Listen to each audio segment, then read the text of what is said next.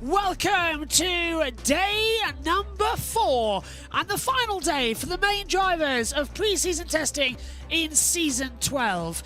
We're at the Circuit Ricardo Tormo and this is the schedule so far.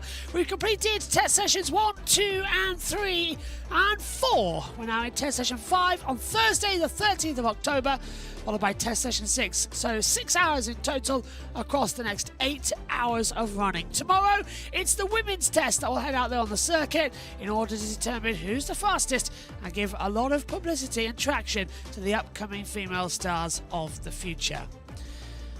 Well, also live on JB Motorsports and Formula E Zone, I'm Joshua Birch. Alongside me in the commentary box is Josh Turner.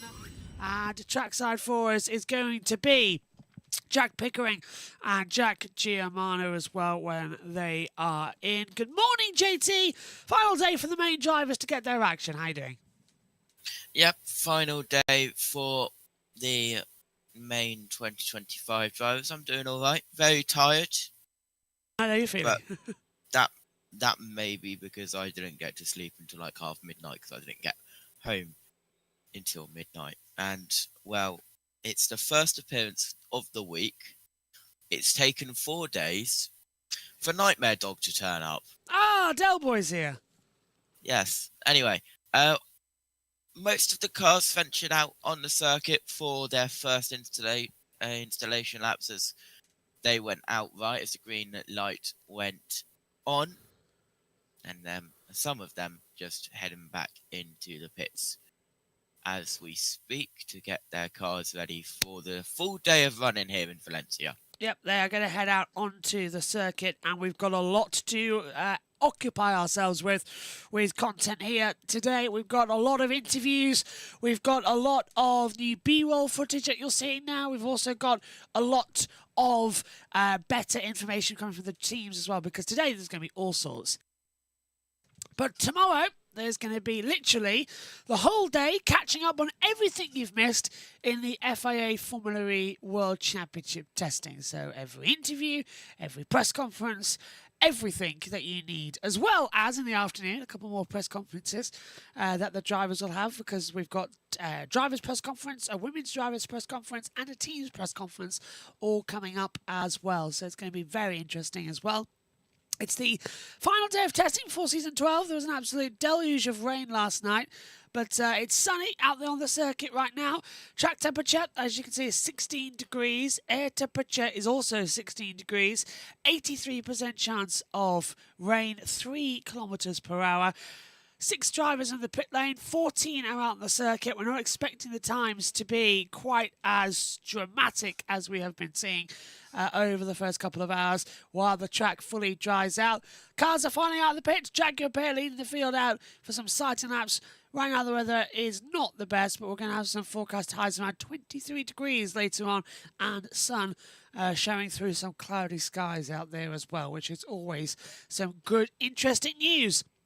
De Vries sets the first lap time alongside Mortara, 1:41.457.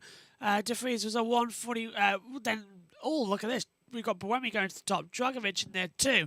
So Buemi does a 1:38.093. Dragovic, De Vries, Mortara, Verne, Cassidy, Rowland are the 7 drivers so far to set times. We've got Pascal Verline coming out of the 13-14 chicane, and then we'll come down at the exit of 15 over the line. And this lap time from Pascal is going to be nothing because he's coming to the pit lane. But that's always a good sign when he comes straight into the pit lane. There's our new B-roll footage that we've got lined up as well that you're seeing on your monitors.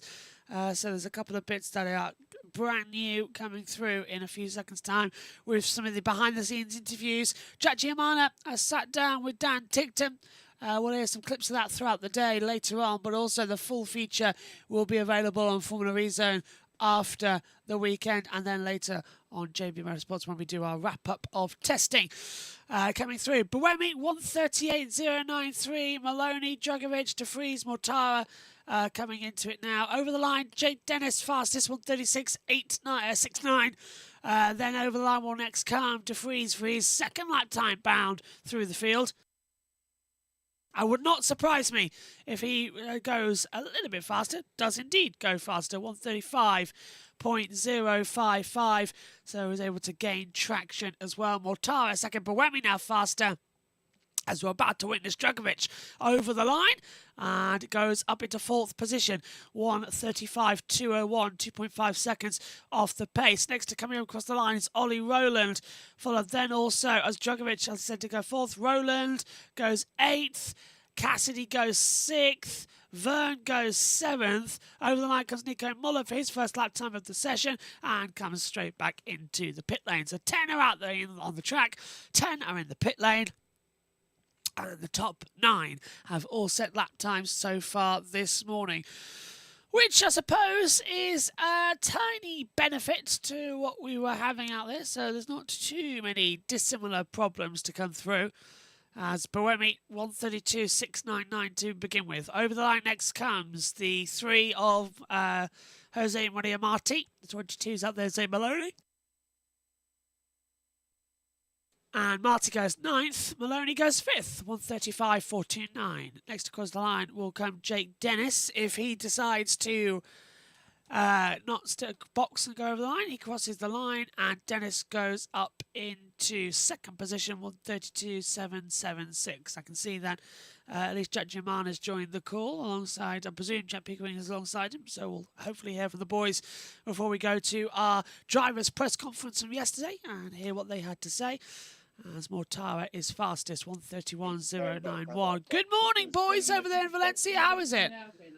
Morning, not too bad. It's okay. It's we had a lot of rain overnight again. Well, in the evening yesterday. So, but track, I'm looking at the time. There's still lack of grip. It's still 131s that we're doing at the moment. The balcony that we stand on is still quite wet. There's still quite a lot of puddles. But the track itself, it looked okay. The sun is out though, so. And it's going to be a very warm day today in Valencia, so I'm assuming that the track will dry up fairly quickly if for any damp patches. The start-finish straight might still be a bit damp because it's in the shade, but the second sector is in pure sunlight, and the end of the first sector is pure sunlight. So hopefully track will give up some grip, and then hopefully as we progress towards the end of this session and the session in the afternoon, where we might start to see some fast lap times and see if Mahindra, who are currently 1 and 2 again, it's been the story of testing really, them being 1 and 2, continue, and if that pace can actually remain. They've been looking incredibly strong. Mortar and DeFree still 1-2, as you mentioned. Dennis has jumped to 3rd. Maloney's jumped into 5th. Buemi's dropped down into 4th position as more lap times continue to go on, as we now have 12 cars out on the circuit. Burnout in the pits, noted by Cassidy, Verne and Rowland, noted by the stewards. So I take it, Jack, that you're not allowed to do the burnouts in the pit lane, and they have. So they've been a bit naughty. No, maybe they've been a bit naughty. Yeah, but they've done plenty of burnouts. They were doing lots of media stuff yesterday afternoon. So the cars were out on track doing all the media footage. There was lots of burnouts and burning rubber. And we got plenty of a couple of interviews, which we'll play a little snippets from, hopefully a little bit later. And then those interviews that we did with Oliver Rowland, Dan Ticktum, Pepe Marti, and Nick Cassidy will hopefully be on the channel between now and Sao Paulo. But yeah, the Dan Ticktum one I think is one that I definitely want to promote and get some hype about, because I think it was a very interesting conversation, and I'm looking forward to everybody seeing that one. It's going to be quite good. We'll play a couple of snips of that later on. JT will have an edited version of that to play out, and then the full interview will be available on the Formula E Zone later on, and I presume we'll have it as well in our coverage at Sao Paulo. So what's your plans for today then, Jack? It's a full day of running, all 6 hours out there, but there's a couple more interviews to get ready, because we've got the women's test tomorrow, and there's a press conference, of course, at the lunch break. Yes, of course. So we've got Abby pulling at about just before 10, so I'll go and speak to her in under an hour. We've got Chloe Chambers coming up. We're very hopeful. We're closer now on Juju Noda as well, so we're working on it. Jaguar Noda, we're interested at least, and we're just finding a slot. So hopefully we can nail that one down today. if not tomorrow. Jamie Chadwick's not here till Friday, so we'll try and see if we can squeeze that one, but that one might be a bit more challenging. Ella Lloyd as well, and Alice Powell we might be able to get hold of today, and we've got Bianca Bustamante as well in the afternoon. So we've got a couple of interviews in the afternoon. I think most of them will be in the afternoon because I think the majority of the female drivers are arriving around lunchtime today. Excellent. But yeah, the likes of Juju Noda's already here, and obviously Abby Pulling is obviously here because I'm interviewing her in about 40 minutes to be exact, pretty much. So for a couple of the drivers, we're doing, and then just I was gonna say for a couple of the drivers that are coming in tomorrow, they've flown straight in from Bahrain with the Formula One Academy test. So that's gonna be. That was Chloe killer. Chambers as well. So Chloe Chambers is one of them as well because we've got her. So we got her about 3:15, I think we have. So yeah, so literally flying in from Bahrain, and then we'll be chatting to her a little bit later. We're just seeing your interview with Dan Ticktum, the behind-the-scenes footage that Pico filmed happening out there. What was he like then, without giving too much away in the interview? Because it looks like you've nailed it. Well, I hope you've seen it or listened to it. I haven't had a chance just yet. I've listened to it in the break, But yeah, no, I think it was nice. We sat down, and I think he was able to get some things off his chest. I think he also watches the FE bar. Oh, wow. Which is quite cool because he kind of mentioned that to be fair, we've always had a good relationship with Dan, but he kind of said, I respect you guys because you guys are fair. Like, you'll call me out when you think I need to be called out, but you also will say well done when well done is needed to be said, right? So, and he was kind of respectful of that, and the only way that he knows about that, of course, is if he's listened to any of our coverage. So it's the only way he knows, right? You've got to put two and two together there. And to me, I thought, well, surely he's made reference that he's seen some of our content. So that was quite nice as well. Dan Ticktum might have heard me, me commentate on in London. But no, we've had a really fun week actually, and we've had a lot of reassurances actually about what we're doing for Formula E is actually. We were kind of praised, and a load more people at Formula E seemed to know what was happening with us and the streams. And I was like, how the stream's going, and asking, how the fans interacting and so forth, and is it being a success? Because they were really actually they were really happy with what we were doing because they said no one's got any broadcast to it, so they said feel free, like you found a little loophole, and they were like, well, go do it basically, and then they want us to do this. So that was quite nice. So that kind of like put it into perspective that we are doing the right thing here, and we're not doing anything wrong, which is brilliant. Because I was having some conversations on, obviously you don't want to pee them off, right? And we were trying to make sure that we weren't doing that, but it seems like actually that this was when they saw that we were doing this. They were like, oh my God, this is amazing that someone's actually taking the time to do X, Y, and Z. So some really productive talks that we had last night, and hopefully maybe some good partnerships between now and the end of the season. So that was really, really, really, really positive. So we're doing a good thing, boys, and hopefully everybody in chat and everyone watching is enjoying too. Absolutely, yeah. Go on, JT. So I thought JT was going to say something. I heard a conversation in the background. Yeah, absolutely. Well, pleasure that we can team up with you to bring the watch-along coverage as well, so it reaches as many Formula E people as possible. Couldn't have happened without you guys. Could not have happened without you guys. And you guys are doing an amazing job. Oh, thank you very much. We are so incredibly thankful. But yeah, we're going to enjoy the last full day of the normal drivers driving today, and then we'll enjoy the women's test tomorrow. So I hope you have a great morning. We're going to head into the drivers' press conference from yesterday now as well. What was the general vibe there? Because you were sat front row, and there's even a question coming up from you. There is a question coming up from me. Yeah, I was prepped and ready for Ian James because we wanted to try and speak to Antonio Felix Acosta and Ian James, but we couldn't really find any slots, or Jaguar didn't really have any slots for us to do so, which was a bit of a shame, really, because we did ask quite early on. So I don't know how early I needed to ask these people, but I asked pretty early.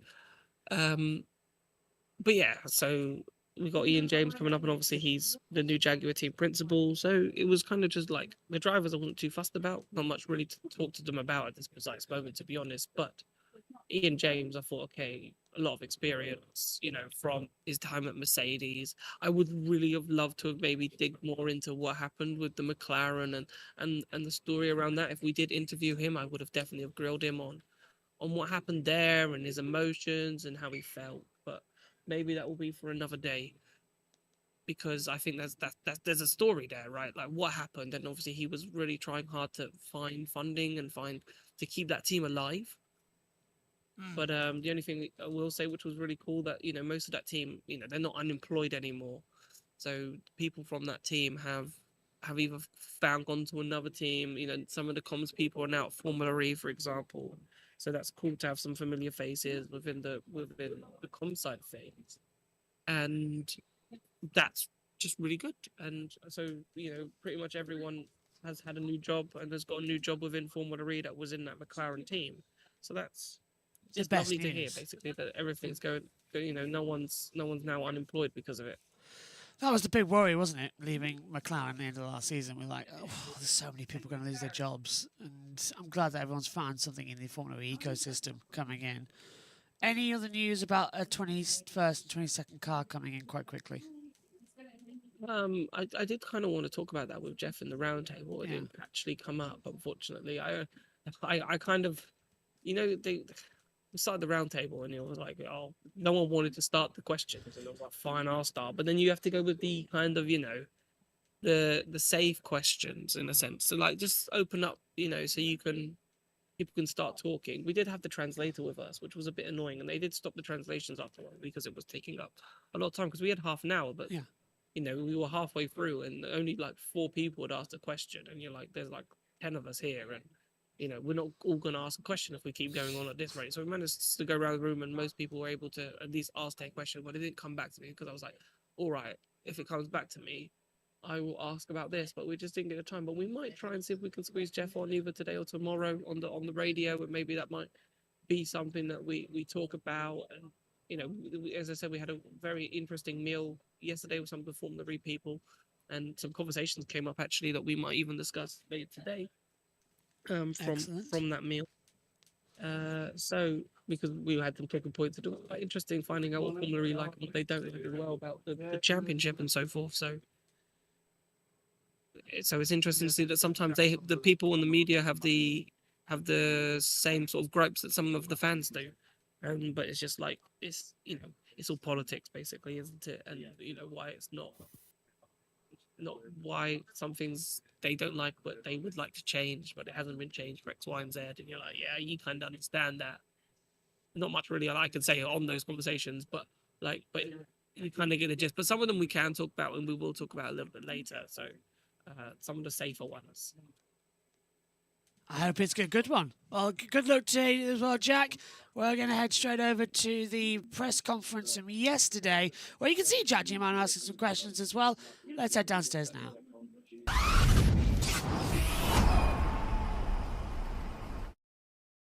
Good afternoon, everybody. Welcome to our drivers' press conference for today. From left to right on the stage, we have Pepe Marti from Cooper at Kiro, Pascal Verline with Porsche Formula E team, and Taylor Barnard with DS Penske. Pascal, I'll start with you. Last season, the title was just out of your reach personally, but a great season for the team. Are those good vibes continuing into testing and into the new season?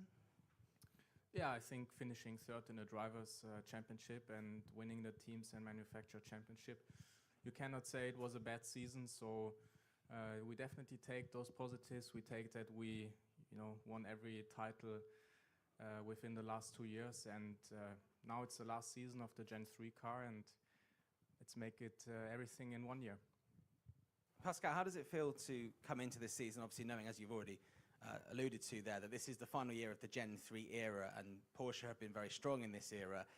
You must know that you're going to be strong and in and about it. It must feel good to come into testing knowing that you will once again be competitive going into season 12.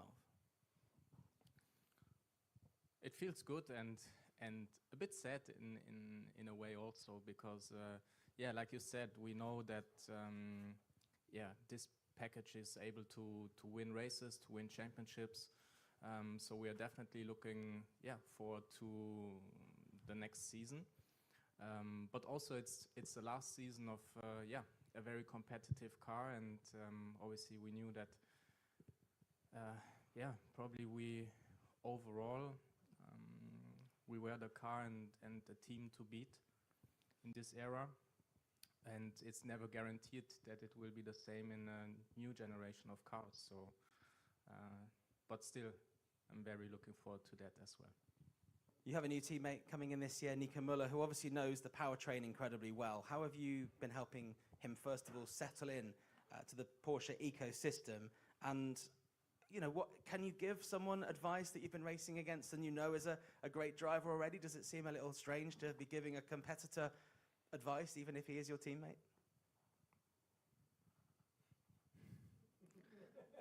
Depends on who it is. With Nico, it feels not strange at all. But no, jokes aside, I mean, it's great to have him in the team. He has a lot of experience. So the good thing is he has already experience with our car, with the 99X Electric, when he did the season last year with Andretti. So it's not very difficult for him to get used to the settings and everything. And he just needs to get to know his engineers and his group of people he's working with. But otherwise, I'm sure the transition will be very fast. And you have a good relationship together? Very good. Thank you, Pascal. Taylor, I'll move on to you. There's been a lot of change since the end of last season. I believe you've moved into your first flat now, by now? Yes, I have, yeah. Excellent. So, but on the track, obviously, we're focused about what you're here to talk about. A new team that speak very highly of you. How are you settling in, first of all? Yeah, it's been very good so far. Of course, we've done lots of work on the simulator back at the factory, but now it's the first chance we actually get to attack the track together. Working with Max as well, first time, so I think it's going well so far. Earlier this week, we heard from Phil Charles, who speaks very highly of you, is clearly a big fan of yourself. What's your relationship with Phil, and how influential was he in you deciding to take the next step of your career with DS Penske? Yeah, of course. I mean, I didn't really know Phil that much before my transition. We're working great together so far. Lots of work in the simulator. I think Phil likes the simulator as much as me, so that goes quite well. Obviously we've not had so much time together as of right now, but it's going good at the moment. You ticked off an impressive array of accolades in your rookie season. There's one that you didn't quite achieve, and you know what that is. That's that first race win. How confident are you that that first race win will come this season? And how soon do you think a first race win can come realistically when you've changed teams and you're having to learn a whole new setup? Yeah, of course. It's the one that I'm trying to get, of course. It depends on how fast I can get used to the team, how well I'm working with my engineers from the beginning. It's obviously quite a big change. I have to change powertrain, which is also very difficult. I need to get used to the steering wheel, all the systems and everything. So hopefully I can get it very soon. I have some confidence in myself after last year, but let's see how it goes. Thanks very much, Taylor. Pepe, first of all, welcome to the Formula E World Championship. It must be very cool for you that your first experience of the Gen 3 Evo car is here in Spain. Yeah, of course. I mean, obviously in the last 5 years I've worked with a team from Valencia as well, so just south of here, like half an hour, so it feels like home. And yeah, it's very special to have my first go here. Much like Taylor did last year, you've jumped from an F2 car straight into a Formula E car. You've had your first few sessions out here. What's the biggest difference that you've noticed straight away? Everything. I mean, it's completely different to what everything I'm used to. You know, you have to relearn many things. In the end, you're used to like smashing down the brake pedal as hard as you can in a Formula 2, Formula 3, and then here is about being as economical or as utilizing all the systems in your advantage. So it's very different, and obviously I didn't really have many simulator sessions before coming here, and everything's still quite new. So same as Taylor, also struggling sometimes with the wheel about what does this do, etc. But yeah, nonetheless, it's been a good experience so far, and I think especially this morning there were some very good things obviously in the timing sheets. It doesn't look like it, but I'm feeling more and more comfortable. You were the final driver to be confirmed for this year's championship, which obviously throws you in at the deep end a little bit. How much of that decision was based on maybe seeing what Taylor managed to do last year, making that big jump, and also with Gen 4 on the horizon as well? Yeah, obviously Gen 4 and a race in Madrid as well, which is something I'm very excited for, was a big implication on it. But then again, it's a competition, and it also was a step for me to become a professional racing driver in the end in Formula 2. It's a Formula 2, not Formula 1, so it's not a professional championship. Whereas here, you know, this is a world championship, and obviously we've got drivers like Pascal who are very proven successful drivers, and yeah, some of the best in the world. So it's also good for me to learn and to keep improving. Question for Pepe. How was your first experience in a kind of race yesterday? Well, not great. I had a bit of an incident. Was slightly adjacent to myself, but then again, yeah, it was quite interesting. Obviously, there's a massive concertina effect, which I'm not used to in the slow corners, and all of that is completely new to me. So so it was very interesting to be a part of one. Obviously, in Sao Paulo, I think I'll get a probably more real, fierce experience of what the racing is like. But yeah, it feels quite interesting. I think obviously if you're at the front of the pack, it's like in any racing series. If you're at the front, you obviously have a bit more control. So hopefully we can start somewhere in a decent position, and then that obviously gets you out of many trouble. Thank you very much. One more question from anyone? The question is if you have noticed the difference in the tires between your session yesterday and the session today. No. No. If he says no, then I also say no. I say yes. For me, it was a big one. Thank you very much. That wraps up our driver press conference. And you're back with us live after the interview there with the press conference with the drivers yesterday. And we have still got 2.5 hours left of running. Only 4 cars are out on the circuit. That's Joel Eriksson, Dan Tigton, Jose Maria Marti and Taylor Barnard running in the order. It's Antonio Felix da Costa who is fastest on a 1:25.128. Gunther second, from De Vries, Drogovic and Mortara having out the top 5. So some good running, some interesting running throughout it all so far.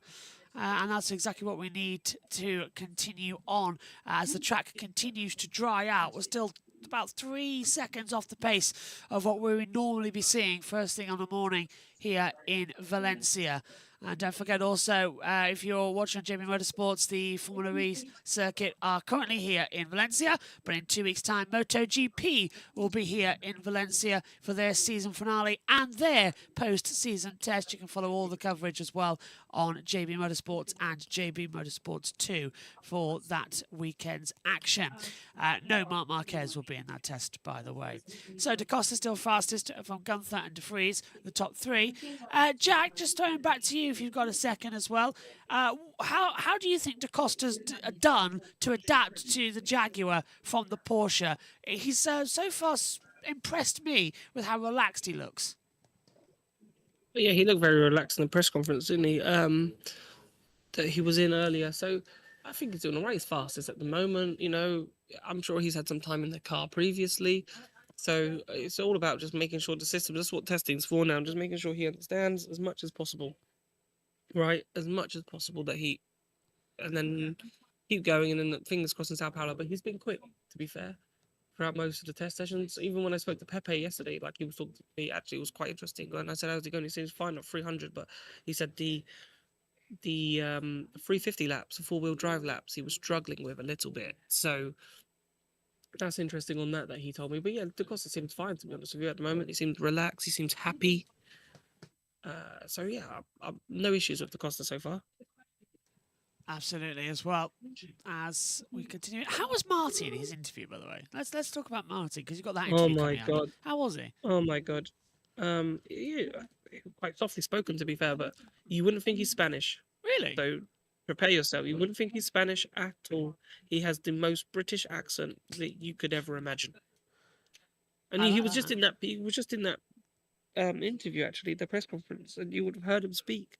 So unbelievable, really. That how I turned around behind and I was like, "Are we sure he's Spanish?" Because as a British accent as I have, I'd say. Wow. So quite British. JT, you've been in the interviews and you've listened to the press conferences. What did you make of his accent? Oh, sorry. Hello, go again. I don't have the Pepe one yet. Oh, he hasn't got the Pepe one yet. Oh, that's a shame. Not just yet. Then TikTok had his that time deleted. So, is he feeling comfortable then of being in Formula E? Did you ask him that question as to why he chose to race here? If it was his decision or if Red Bull Yeah, I put him did. in? I did. Yeah, it was definitely his decision. 100% Oh, it excellent. was his decision. You know, he kind of realized that his Formula One, or the chances of being in Formula One, were very low, and he wanted to be a professional driver. He kind of said that in the press conference too. You know, that this is a professional championship, so this is his first time being a professional driver.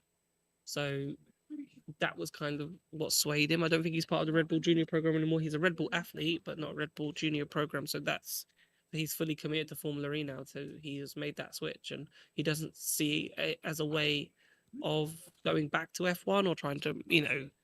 So I did have a question like that lined up, but then it kind of was pretty obvious that that question didn't need to be asked, because it's clear that he's kind of moved on. This is what he's doing now. This is what he's focusing on, and this is what he wants to do.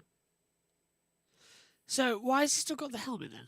Is that just he hasn't had time to have a new one? Because he's still a Red Bull athlete, Right. so he's still partnered with it. He's not on the junior program, but this is what confused me as well.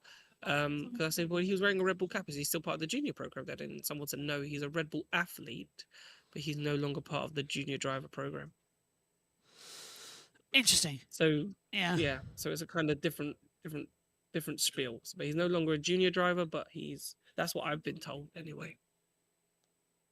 So that's from my sources that have told me that that's what the situation is. He's no longer a junior driver, but he is still a Red Bull athlete. That's why he wears the Red Bull.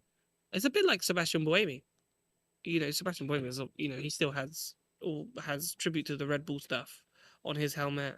I always thought that was nice for Buemi to have the but so he might still be here, a Red Bull athlete, for example. Current Lapper said, "Morning. I'm so tired today, but we move." It's kind of how we all feel. It's dragging a little bit. VRDN says, "Hello guys, morning guys, morning everybody." Yeah, Gia, why 5 days of testing? I know it's technically only 4, but why is it so long, the pre-season test, when these cars are 2-3 years old now, and the Evo we've had for a full season? I think it's always been the same. So we are so really and truly, testing should finish today, right? Yeah. That's why testing should finish today, because it's 6 sessions, right? But because of the women's test, that we've got another day, right? So testing effectively finishes today, and it's always been 6 sessions. It's never not been 6 sessions. So that's why. So that's why testing for the main drivers finished today, and tomorrow's just a special event, effectively, right? So that's why. Jack? Yes? Can we get a petition to get Pico's camera a tripod, please? Please. So we both have tripods.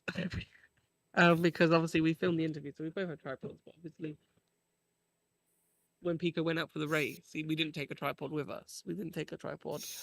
I think it's because we plan to be moving about a lot, and when you've got a tripod, moving a camera, which is on your mobile, about is a bit more trickier, and obviously there's a lot more people on the balcony, and you've got a tripod and so forth. So we might try tripods today if we have any interviews. We are trying to get Mark Preston to come on the show a little bit later. Oh, good man! I can't get him some headphones as well, because I want to talk to him. He's such a lovely guy. Well, we can try and share headphones. Maybe we can give Mark one of Pico's headphones, so they can have one each, so at least you can sort of hear each other. But we might try that. But yeah, so we might maybe try, and maybe we film that at the same time, so you guys can see it. That'd be nice if you can have the camera on. Yeah, we can have his camera on. Yeah, we might try that. So we'll see how that goes. But yeah, that's why basically we both have one, because when you see our interviews that we've done, obviously we both had needed a tripod to do those interviews. But yeah, it was just, it was a bit crazy on the balcony, and having a tripod in there, battling your way through the people and trying not to be a bit of a nuisance to everybody else in here. That's how it was done. So It was very good. I like it. To be fair, what you need is that selfie stick. I don't know if you see me trackside. I've got a tripod selfie stick that so you can it balances automatically, so you can move things around. That's what you need. So it's not just handheld. I'll have to send that link over for you so that you can see what it's like.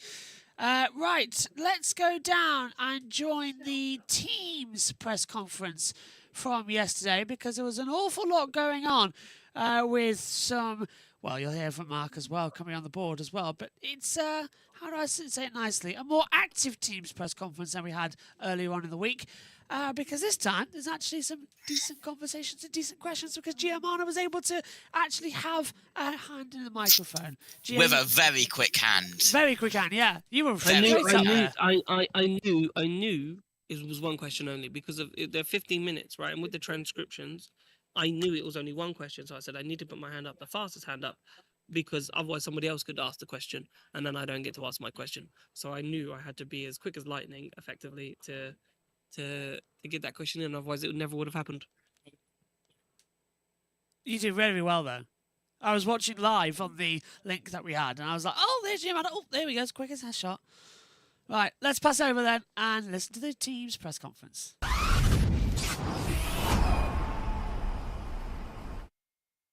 From left to right, we have Mark Preston from the Lola Yamaha Apt Formula E team, Ian James from Jaguar TCS Racing, and Sylvain Felipe from Envision Racing. Ian, a new job for you. You've got 2 new drivers in your fold.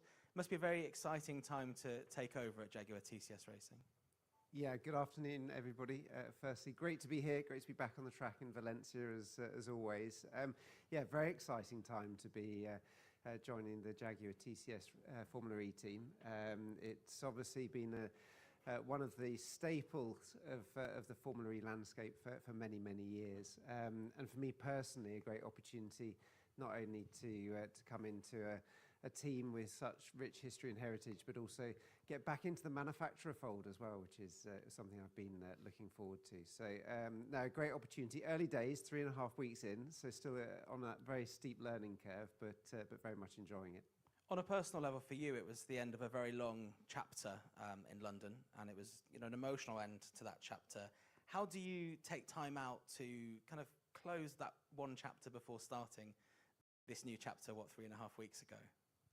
I was looking forward to a very sort of relaxing summer and the sort of glide path out of one organisation and then into another, and of course it never works out that way. So it was there was a lot going on, a lot we needed to do with the team.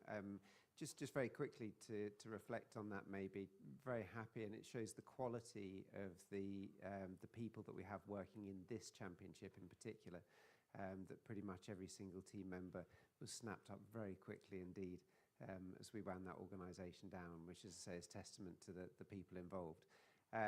But I always knew also coming into this new role, there was going to be a lot to do. So a lot of preparation over the summer, getting to know some of the characters involved as well. So no rest for the wicked, as they say. Good luck on translating that one. I hope there's something in Spanish we can go with that.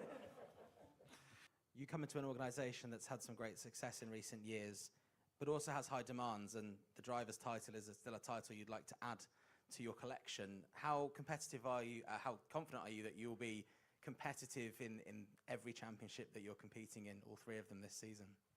Well, I'm very competitive to start with, which is great, as is the team. In terms of confidence, I'm not naive to the challenge. We're starting to see already within the last 2.5 days just how tight season 12 is going to be. The level of competition just increases year by year, but of course we're going into the 4th year of this Gen 3 phase, and it means that the performance of all the team's manufacturers has converged as well. So it's going to be a huge challenge, but I'm confident at least that we've got the ingredients. What we now need to find is the consistency to be able to deliver, but we'll be chasing after all 3 titles, that's for sure. Thank you very much, Ian. Sylvain, you managed 3 podiums last season, but I think you would admit that it was disappointing with points a little bit hard to come by. How are you working as a team, as an organisation, on being more in the mix this season? Yes, good afternoon first, everybody.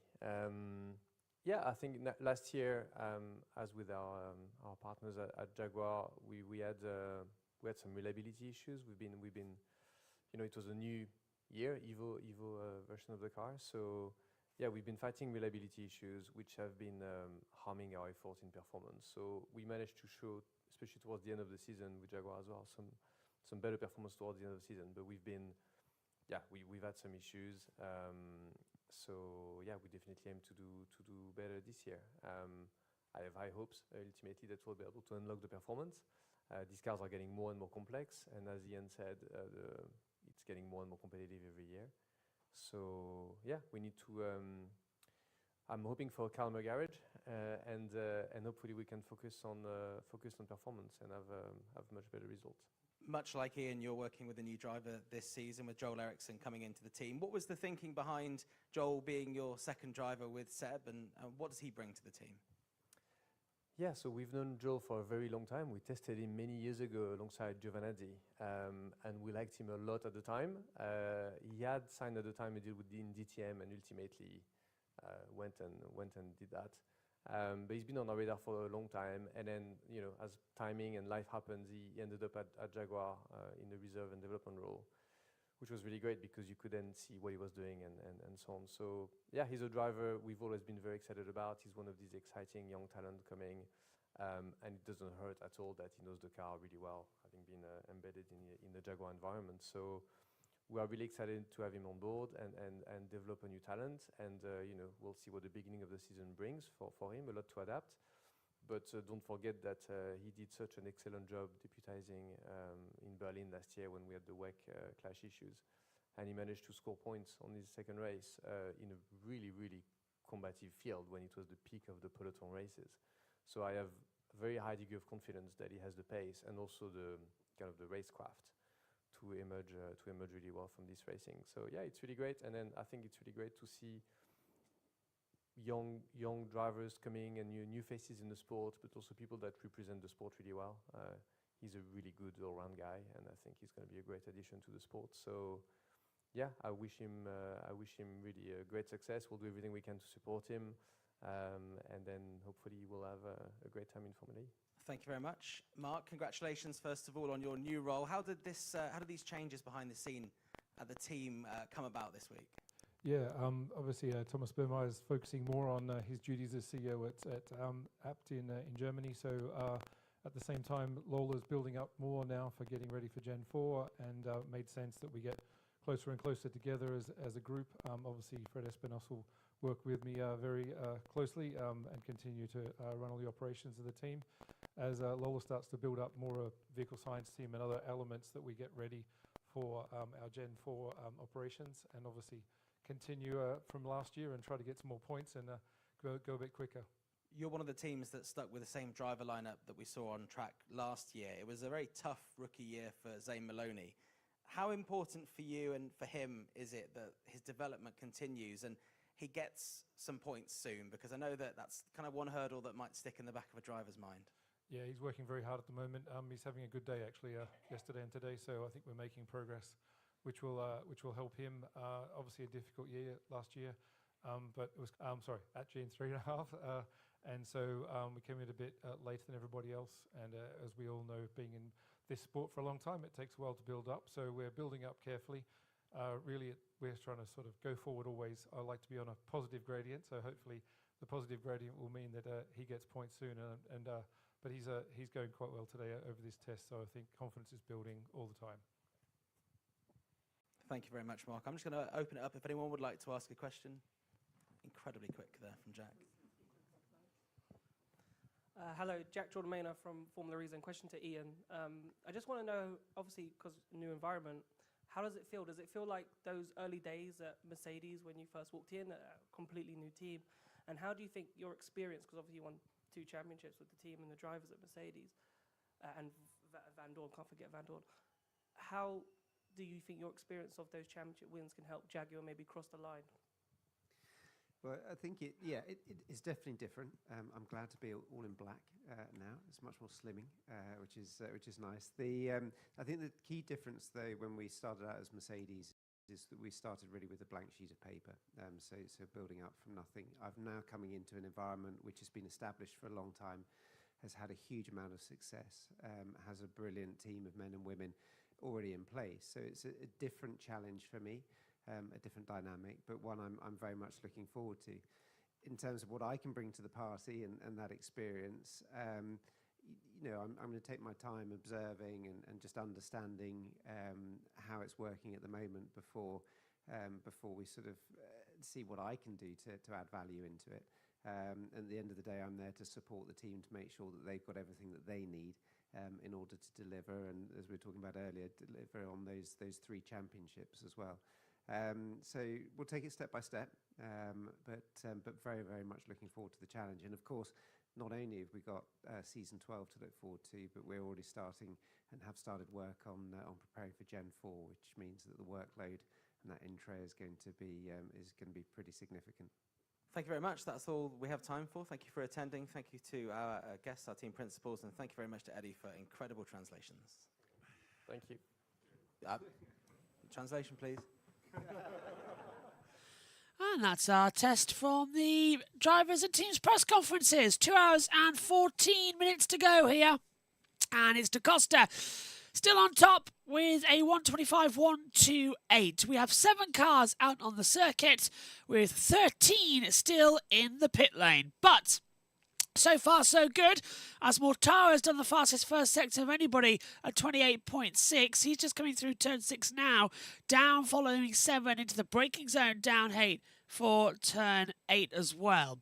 But all looking stronger and stronger as we continue on, just trying to get the traction through that little tight back half chicane. Of course, this is not the same circuit that is used for MotoGP. It is shortened, it is used differently for Formula E layouts. About similar what we had when we ran here a couple of years ago. So fingers crossed it's all going to go through. Coronap says, I've really enjoyed testing. I'm looking forward to the women's test. Just think this allows the teams to see the future of Formula E drivers even more with FE2 on the cards. What we heard from Jeff Dodds 2 days ago saying about how FE2 could be on the cards as well with the introduction of maybe using the Gen 3 cars. That's just a hypothesis from him at the moment because there's nothing absolutely 100% on those cards. So, yeah, 9 times out of 10, it's going to be a fascinating run through as you see the coverage, by the way, in our B-roll footage of the simulation race from a few days ago. Mortara has jumped to the top then. 28.6 first sector, 30.2 second sector, 24.7 third sector. It's a 1:23.709. But JT, the drying track still about, 2 seconds away from what we saw yesterday? Yeah, just over 2 seconds.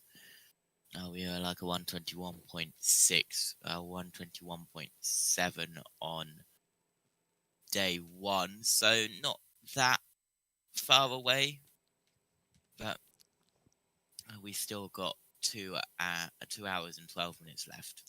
A long time to come through as the day goes on. This is going to be quite an entertaining boost around on the overall monitors. For some reason, JT's text message that he sent me just came through again, so sorry about everybody listening in.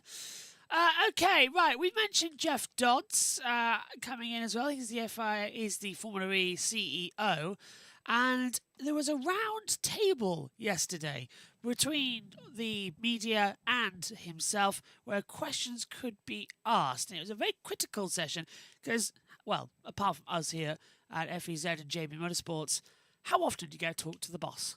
Let's go down and see what he had to say.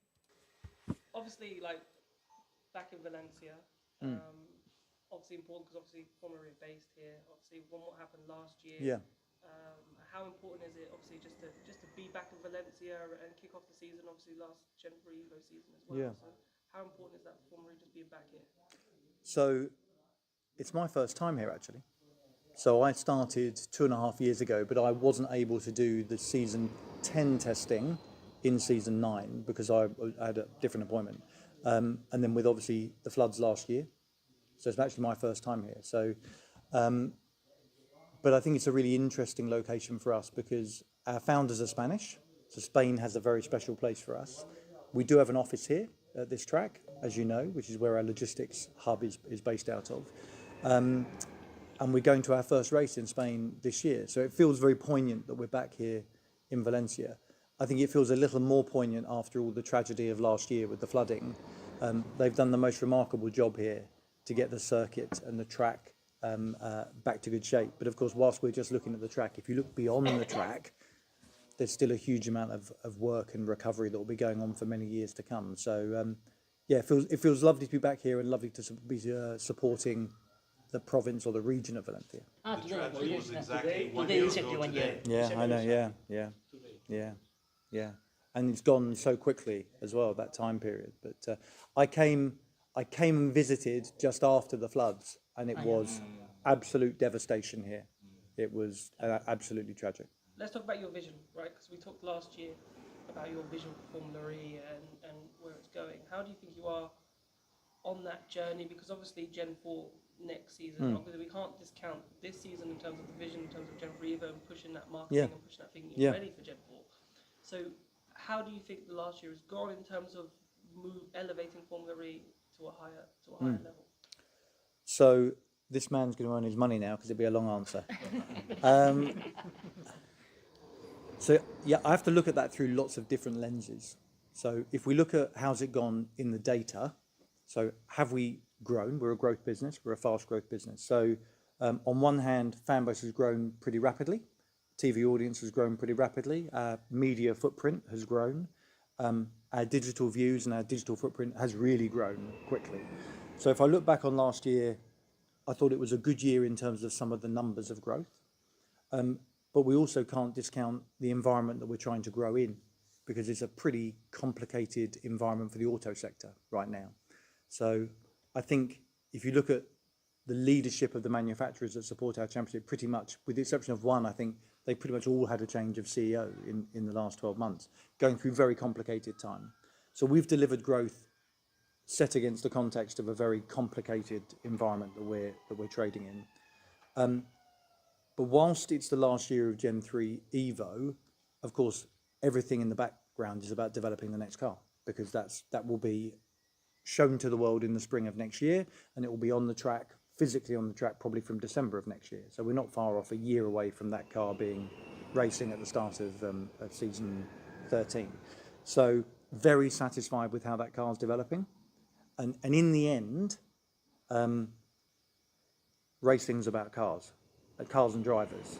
So attracting new drivers to the championship, Felipe Drogovic and people like that coming into the championship, and us putting them in a car that is an absolutely world-class car is top priority for me. So I could talk about calendar expansion, so Miami Hard Rock, first race in Madrid, second race in China.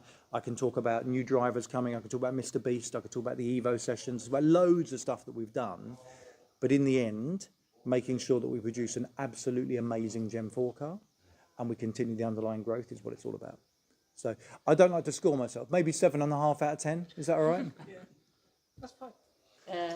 About political questions, some years ago in Europe, European Commission decided that in 2035 will be no more allowed to sell combustion cars. Petrol cars. Now they are discussing again about this. There are some doubts. This situation, another political question that we know, can complicate more the Formula E process for growth, or is part of the game? Well, I'm not sure politics is a game, but yeah. So I'm British. So in the United Kingdom, we had the regulation or the government statement was to not sell cars, internal combustion cars, beyond 2030, and that obviously got moved back to 2035. So I think what would be helpful is clarity.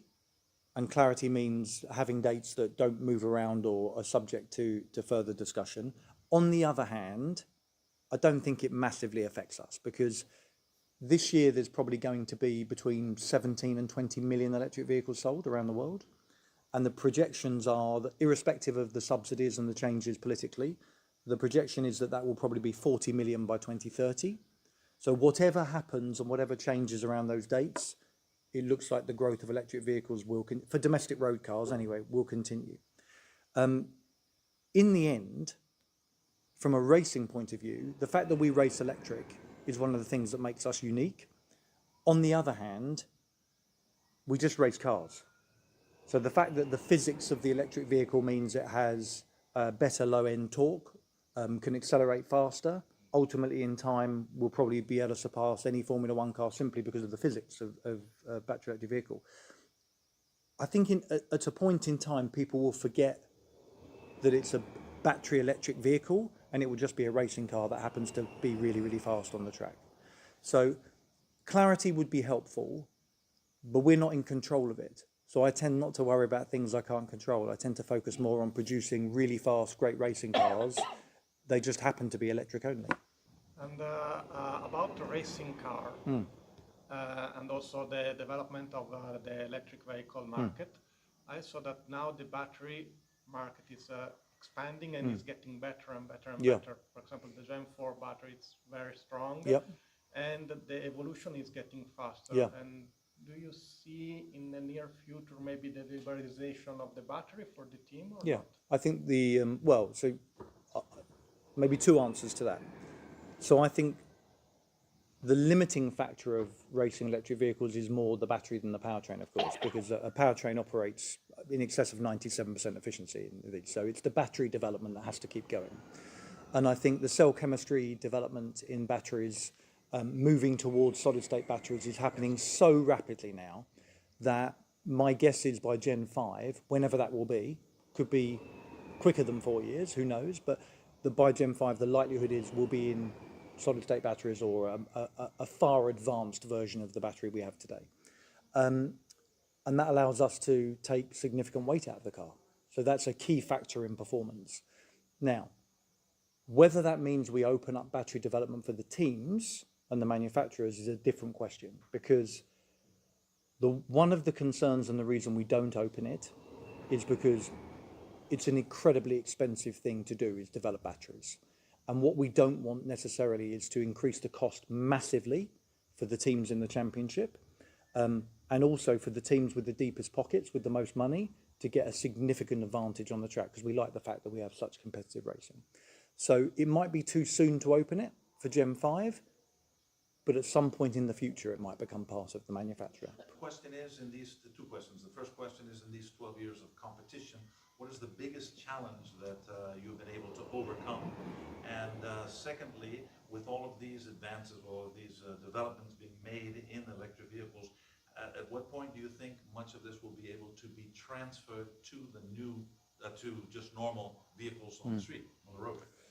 So I think maybe the biggest challenge was just survival, because 12 years, starting a new motorsport from scratch, and for that to become not just a new motorsport, but a new motorsport that's a world championship and has Porsche, Jaguar, Stellantis, Nissan, Yamaha, all these massive brands and world-class drivers in just 11, 12 years. So I think, and I wasn't part of that, but I think I have to chapeau to the people that fought really hard in the beginning to create something from scratch and for it to survive. And if you look back to that first generation of the car, it wasn't very fast. The battery lasted for half the race, and a lot of people wrote it off as a bit of a joke. And you look at where it is today, and it's on the verge of producing a car that's not far off a Formula One car in terms of performance, racing all over the world. So I think that's an incredible achievement. In terms of the development, a load of the current development in these cars goes directly into road cars already today. So powertrain development, so the people developing powertrains here, that powertrain learning is going directly into their production cars today, their road cars today. Software is a massive opportunity, and a lot of the efficiency software development that happens in these cars goes directly into their road cars today. And I know I tell these stories, but Jaguar tell lovely stories about transferability between their racing car and the I-Pace range of vehicles. The new Porsche Taycan has technology included within it that they develop within attack mode. So there's lots of development already finding its way there. The tyres here, developed by Hankook, is the Ion range of tyres. It's a range of tyres they use and sell for road vehicles today. So lots of that development already finds its way in. Well, so Lots of questions. So one, we hope it produces more exciting racing. The racing here is pretty exciting with the Gen 3 Evo car. So we hope it produces as exciting racing, because obviously it's a much bigger car, much more powerful car. Our net zero credibility. So we under the old definition, we were net zero from day zero. The definition is changing a bit. So we have a commitment between season 5 and season 15 to reduce our underlying carbon emissions by 45%, which we're well on track to do. So even with the introduction of the Gen 4 car, and wherever we choose to race the Gen 4 car, our personal carbon emissions will be coming down, so not going the other way.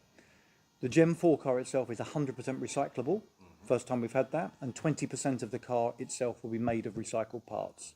So it's a new benchmark for sustainable driving. We, of course, want to stay driving in city centres. So we want to still be around the big cities of the world. The challenge with a bigger, faster car is, in some places, that becomes more complicated. So a good example would be London. You know, the track we use in London today, for a car that's 30 centimetres longer and 600 kilowatts in the joules, it's almost impossible to race that car on that circuit. So we have to look at alternatives. Now, if we look at fixed circuits, we have to look at the right fixed circuit. So still near to a city centre, and still delivering some kind of road style layout, as opposed to just a big oval or a big circuit. So our challenge is, how do we retain our identity, because we're born as a street racing champion, as the cars get bigger and faster. But we believe we can do that, but it won't be a compromise to our commitment to sustainability. It definitely won't be. We're still committed to reduce our underlying carbon emissions. I'm very anxious about Tokyo. Brisbane is not suitable for the Gen 4 car. No, we think we can format that circuit to be suitable for the Gen 4 car. So we've simulated the Tokyo layout. The beauty of Tokyo is we have a bit more flexibility with that circuit layout to widen it in places and make other changes. So no, we're very confident if we choose to continue racing in Tokyo, that we can make it work beautifully for the Gen 4 car. So Formula E is present in the key markets, let's say, that you want to be, the manufacturers want to be. So what's your vision for the next 5 years? Yeah. What's the markets you want to be present on, with additional races, with races for the first times, Australia, for example, Africa? What can you say us about that? Yeah, so so Tobias, the plan is that we add a race every year out to 2030. So we think the right number of races for us is about 22, something like that. We're at 16 today, so too many? Good air miles. Good air miles, yeah. So that's the plan. So I think the two core markets, but that's not fair. The two largest markets, if you talk to our manufacturers and our teams, consistently will come back as North America and China, because they're the biggest markets to sell to in the world. So doubling down and having multiple races in those two locations is important. We obviously have 2 races in China this year with Shanghai and Sanya. We only have 1 race in North America. So I've said it publicly, we will look at adding a second race over the next 2 years into North America. Then if you look at Central Europe, obviously we used to race in Italy. That's obviously has a strong heartland for motor racing in Italy. So we will look at whether we can reintroduce a race into Italy. Obviously, some people might say Monaco is part of France, but not everybody who's French would agree with that. So France is another core European market we look at. India, core market. We have a very strong relationship with, obviously, Tata is the owner of Jaguar. Infosys are a primary partner of ours. Mahindra have a racing team, so we have deep connections with India. We've raced there in the past. We'd love to be in India. We don't have a race in Central Africa, and it's a massive growing population, important part of the world. So we look at Central Africa. So there are, I mean, who knows exactly where we end up, because we also get lots of people appeal to us to take races there, and sometimes they're very compelling conversations for us to take races to places. But I would expect over the next few years for you to see another race in North America, 1 or 2 new races coming into Europe, and then India, potentially Central Africa coming onto our calendar. And Australia, by the way, Australia/New Zealand, a long way away. So it's a long way away, although we do go out as far as Jakarta, Indonesia now, so we get pretty close to it. It's a long way away, but again, very passionate part of the world. And if you want to be a truly global motorsport, then in time you do have to look at taking your product around the world to show everybody. I would like to ask you how important is for you having Spain as also as a growing fan base. All this stuff that comes to Formula A when a country has more presence. So look, so there's no question. We can have amazing broadcast relationships in countries, do great deals, but until you take a race to the country, it's difficult to truly unlock engagement with the fan base. As I said right up front, our founders are Spanish. We have a very deep connection with Spain. We've tested here since 2019. We have an office here in Valencia. It's logical that we have a race in Spain. We're super. We also have Cupra as a manufacturer now, working with Kiro, and we have our first for a long time, Spanish driver in Pepe Marti. It feels like all the ingredients have come together. The timing's perfect to do something. And obviously you've got Formula One moving from Barcelona to Madrid, and changes happening there. So a very passionate fan base. They love their motorsport here in Spain. Early signs for us on the Madrid race are very, very encouraging. So we haven't really officially opened for ticket sales yet, but we've got a lot of reserved tickets. So there's a lot of interest already. So we're excited to see what happens in Madrid. Now we've come here, I'll be very disappointed if Spain doesn't stay on our calendar for the foreseeable future. Just for now, if we can imagine that in the future, Formula E will be all races with double header. No, the double headers are interesting. So double headers are very efficient. So if you remember, we don't rent circuits. We grew up building circuits. So if you're spending a lot of money building a circuit in the middle of a city, it's very efficient to get a double race out of it, to get a second race out of it. But it does bring some challenges. And the challenges it brings is an emotional one for the drivers and the teams, because, for example, in Monaco, they want to be the winner of Monaco. So when there's two races, there's two winners of Monaco. So it does bring some emotional changes because it's not typical for motorsport. But from a sustainability point of view, so from an emissions point of view, not travelling every race to a different location is a good thing for us. It's more value for money. But often, sometimes the second day is a bit more challenging than the first, because a lot of fans turn up for the first race and then you want to still get the fans to the second race, and that becomes a bit more complex. But I think we will continue to have some double headers, but not all double headers. No, because it's just, there are some places where it's just unnecessary to do it. And there we go, the full interview of the Open Roundtable with Jeff Dodds, the CEO of Formula E. We have 1 hour and 52 minutes to go. Dan Tickton is at the top of the timesheets for the 123.037. Antonio Felix da Costa second, 123.119. De Vries is third, 123.147. Maloney fourth, 123.477. And then Mitch Evans rounds out the top five, 123.578. De Grassi is in sixth, 123.697. Barnard seventh on a 123.698, so 1,000 separating them at the moment. Mortara P8, 123.709. Drogovic 9th, 123.756. Sebastian Buemi has the top 10, a 123.908. Maximilian Gunther in 11th, 125.019. Joel Eriksson in 12th, 125.132. Jake Dennis 13th, 125.323. Pascal Verline 14th, 125.566. Ollie Rowland in 15th on a 125.901. Norman Nato 16th, 125.969. Jose Maria Marti is in 17th position on a 126.236. Jean-Luc Verne is 18th, 126.243. Nick Cassidy 19th, 126.602. And Nico Muller 20th, 130.451. We have 9 cars out on the track, 11 in the pit lane. Track temperature 20 degrees Celsius, air temperature 19 degrees, 68% chance of humidity, 5 km/h wind speed. And I suppose, JT, at the moment, it's getting hotter, the sun's coming out, and everything's just being made a little bit easier out there today. Yeah, once again, Dan Tickton up at the top, still in the 123s though, so the track is still improving a little bit.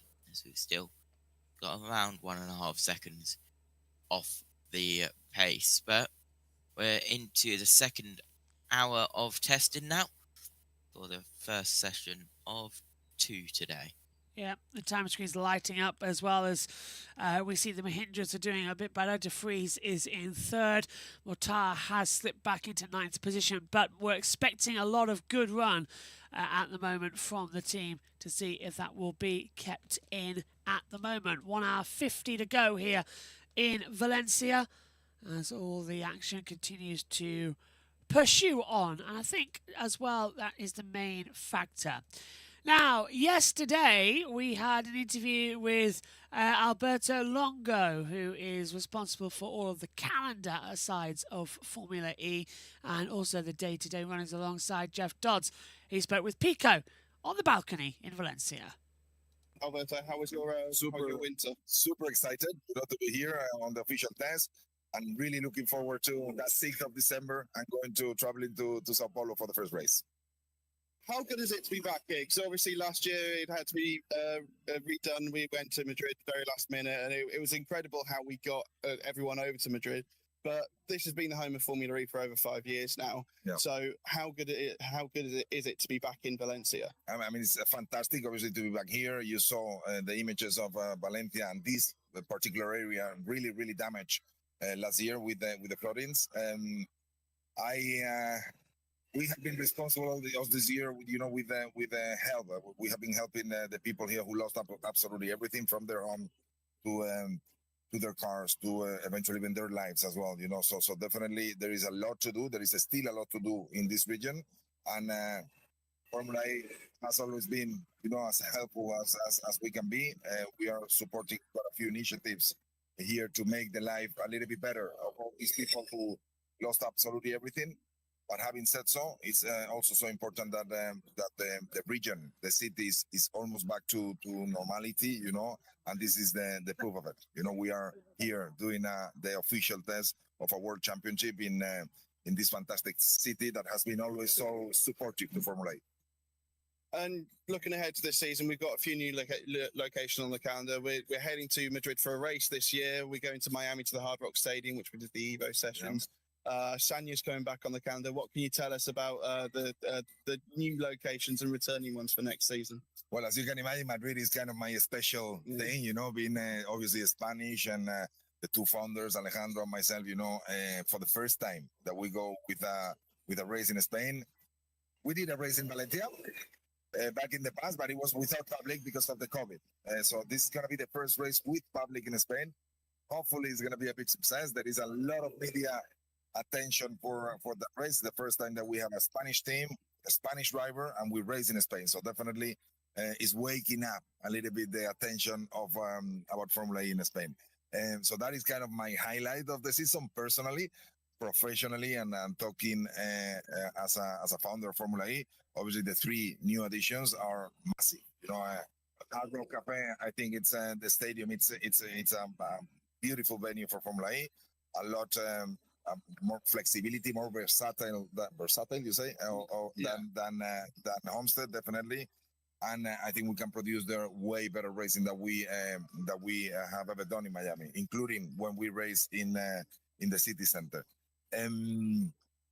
Sanya is an absolute pleasure to be back. It's an amazing place, but more importantly, is in the country that we really want to put a little bit of focus on, which is China. And China is the home of electrification of mobility today, and definitely our intention is to be doing more and more races there in that territory together with the US. I think those are the 2 focus that we want to put on in the next few years.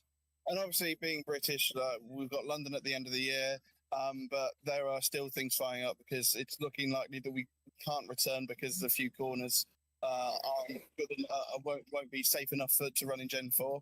What can you tell us about the future of a British race? We spoke to Jeff yesterday about it, and he said it's so important to have a race in the UK. Definitely, and he said UK. I would say it's so important to have a race in London. So definitely, there is no doubt we will be racing in London. If Excel, for whatever reason, we cannot race there, we are already in talks with different options, in order to to try and and replace it. It would be a pity because actually I believe that Excel is so much DNA of Formula E. Is exactly what we do. But unfortunately, no. Fortunately, those cars, are getting faster, bigger, and definitely it's there are going to be some tracks that we're not going to be able to be racing there in the future with Gen 4. But that the only thing I can tell you is that we for sure will be racing in London in Gen 4, definitely. Are you looking at potentially a stopgap in between? Like, I know that like Brand's been mentioned, Silverstone's been mentioned. Are they kind of on the cards just like as like a holding pattern? Then when we know that we can go back to London, that then we go straight there? I mean, our DNA remains exactly untouched, which is basically trying to race in the streets of the biggest cities of the world. That's our target, but sometimes it's just not doable. So definitely, if being in key markets is even a bigger priority for us than the type of venue that we race at. So definitely, if we have defined London as a market that we need to be in, we will race there, no matter where. Then, if eventually we have our dream come true, would be like finding a street circuit in London. But if in the meantime we need to go to a permanent track, we will not hesitate to do that. Is it London or bust, or are you looking at other UK cities as well? People have been saying potentially Manchester, Liverpool, other ones, or is London the one that you want more than anything? I mean, we race in the biggest capitals of the world, and London is one of the biggest capitals of the world, maybe the biggest one. So definitely, London is a top priority for us. Doesn't mean that we are not looking into other options. No, it's true. We're looking into other options, actually, to other cities. But our preference, and this is public, so our preference is basically to be racing in London.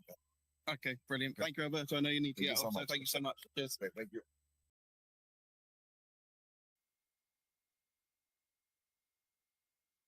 So the preference is to race in London. That's always a nice thing to hear as well, to come into it. But 2 other cities are on the side. Alberto sounds emotionally happy knowing that Spain is back on the calendar. Spanish marquee recruits a Spanish driver. Yeah. Gigi Noda has always said Formula E is one of her targets to race in, and there are many pics of her in the paddock with drivers going back a while. Hope you get that interview, Andy says as well. I believe that's where Jack Giamana will be shortly as well. They will hopefully get Gigi Noda as the option. Coronat says Brazil should be a double header. I agree to open the season. It should be a double header. And it's okay that not all venues, this is from Mansour as well, saying it's okay that not all venues are for double headers, but most venues having double headers is what I like about Formula E. So yeah. There's a lot of double headers coming in, just 11 countries this year, 17 races, so a lot of them will have the double headers come through. Maximilian Gunther has jumped to the top of the times with a 1:22.886, with Dan Ticktum in second and Barnard now in third position as well. Mexico City should be a double header. JT, I don't know, I know you're busy editing, but I don't know how much you've actually seen of the Mexico City E-Prix rounds with Formula E. I know you've been behind the scenes of the commentary box for us, but 9 times out of 10, they don't give us entertaining races that much anymore, not since they changed the circuit. It's quite a difficult track. Yeah, it is quite a difficult track, and of course, it's at the Autodromo Hermanos Rodriguez, just on the different layout. Instead of going under the stadium section, you go around the outside of it, and then you have that shortcut. It's think of it as an oval with the long straights and the 2 curves with just a bit of. It is effectively a oval. If you look at the track map, it's effectively a oval. I've looked at it, yeah. I know it's not as fast as some of the ovals, but it does have that feeling, oval shape. If you were to look at it, a track map doesn't race like a proper oval, does it though? Because you've got that really annoying turn 1. It's just the look of it, not actually how it races.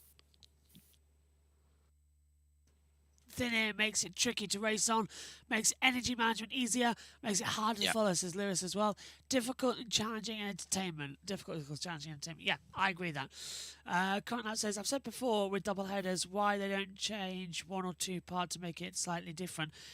We've had the attack, the pit boost come in. That sort of tried to make it a bit different, although it didn't really work last year. They need to adjust the pit window in order they can do it any time to come in, and then maybe it would work. Good morning, everybody, says Saz. Good morning, Saz. The Nicky said, if there's one track that shouldn't be a doubleheader, it's Mexico. I think I would literally die in the commentary box if Mexico was made a doubleheader. No offense to anybody who wants Mexico as a doubleheader. Personally, the track I would put as a doubleheader is a doubleheader. Monaco. One of the best races on the Formula E calendar. It's a doubleheader. It was a thriller last year once again. What else? What else would I put out there as a doubleheader? Sao Paulo, always a classic. I think that Sao Paulo's made itself very good at being a classic race, so I will maintain that for a long, long time. It's still a classic. Okay, let's hear from, once again, hang on, what have we got now? As I believe Pico's coming in. Never mind, Pico's coming in for a little bit, so before we throw it down, we'll hear and see what he's got to say. Good morning to Jack Picoing, who is out there in Valencia. Pico, how are you doing, my friend? I hope you've got some coffee. Oh, can't hear his mic.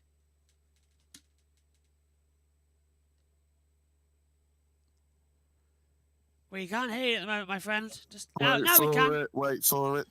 Hello, There how we are go. you? How are you? It helps, ladies and gentlemen, if you turn the microphone on. Rule 101 of broadcasting. Microphone turn on, yeah. the microphone on and it will work. Yeah. Yes, a very good warning. It's nice and sunny now. We had an overnight here in Valencia, but how are you guys? How's everything back home in Blighty? Cold. Tired, but I survived Oxford and I survived this. Not a lot of sleep. Yeah, how was the greatest city on earth?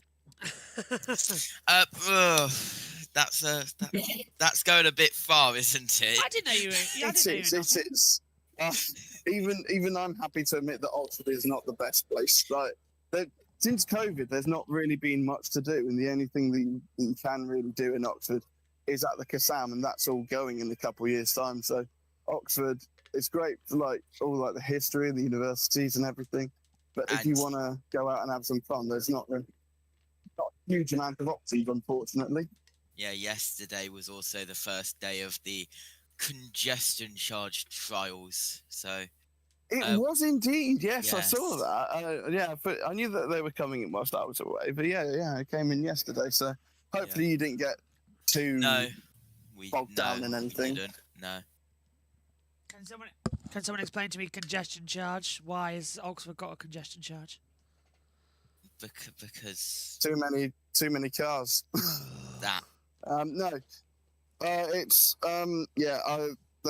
The council have been doing a lot of things recently, and they brought in a lot of LTNs a few years ago. Right. And it meant that traffic seriously increased in Oxford. And from that, they've now brought in a congestion charge to stop people driving to Oxford to the cars and make it less polluted and everything like that. So what they do is they create a problem and then they solve the situation with another problem. So it's just that's just politics in general, isn't it? I find it quite funny though, because they've only done it on they've only done the test on 6 different streets, and it's only at 7 a.m. to 7 p.m. or 7 a.m. to 9 a.m. and 3 p.m. to 6 p.m. Yes, so they've done it at certain junctions to go into Oxford, but hilariously it means that you have to because they're redoing the Botley Road at the train station there. It means that you can't drive to the Westgate shopping centre without going through a congestion charge. Oh. Which is hilariously stupid from from the powers that be. But so yeah, I mean, like personally, I mean, I drive into Kidlington and then get a bus in because Kidlington's only 5 minutes down the road from where I am, so it's not too far. I'm not going to dock myself too much, but yeah, I will. Yeah, I'll drive to there, then get a bus in because I've got there's some places for free park. I forgot you don't. Do you but Pico, you drive, don't you? If I'm not mistaken. Yes, I do. Yeah, I I thought do. so, I'm yeah. driving this week as well. I'm a designated driver for quite a few people this week. So I've got two things for you, by the way, my friend. Just tell yourself and Giovanna that Mark is coming on. So Mark will be on the broadcast later on. oh, will he? Okay. I sent him a text, and he's coming on. So that'll be fun to have a word Oh, with fair him. enough. Yeah. I also have some news. We're going to have a live interview later on, just at the start of the afternoon session, with Tommaso Volpe, the team principal of Alpine Nissan. Oh wow! Oh dear, wrong group. Nissan. Fantastic. So, yeah, he'll be on from 2:15. When do we have Mark on? At some point today. He hasn't yet got a time. I'll press him on a time to see when. Yeah. But yeah, well, I will have Mark. So Okay. great, more interviews coming through. Right, 2:15. I shall remember that. That's 1:15 UK time, by the way, people. Coming Yes. in. But yeah, So Alpine yeah, Nissan so yeah, the YouTube. session starts at 1, and then about a quarter of an hour in, we should have Tommaso Volpe live in the paddock. Wonderful. You're becoming the full-on. You'll be Oh, and apparently Abby Pulling has just been interviewed by Jack Giovanna and is in the Yes. drive. So we'll hear from Abby shortly as well. That'll be fun. So in the afternoon session Yeah. as well.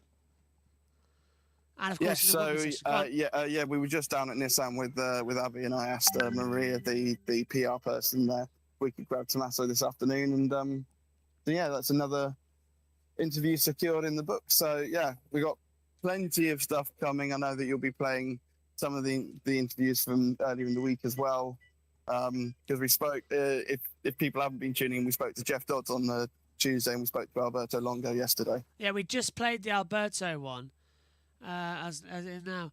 Ideally, with the women's test, I'd want the interviews in full so that we can get those sorted for tomorrow and everything coming through. I wonder how it is for Abby Pulling coming in. What do you make of her, Pico, as well? Because she's a driver who could be the next big name breaking into motorsport. I don't want to use her as an example, but Lizard Woman.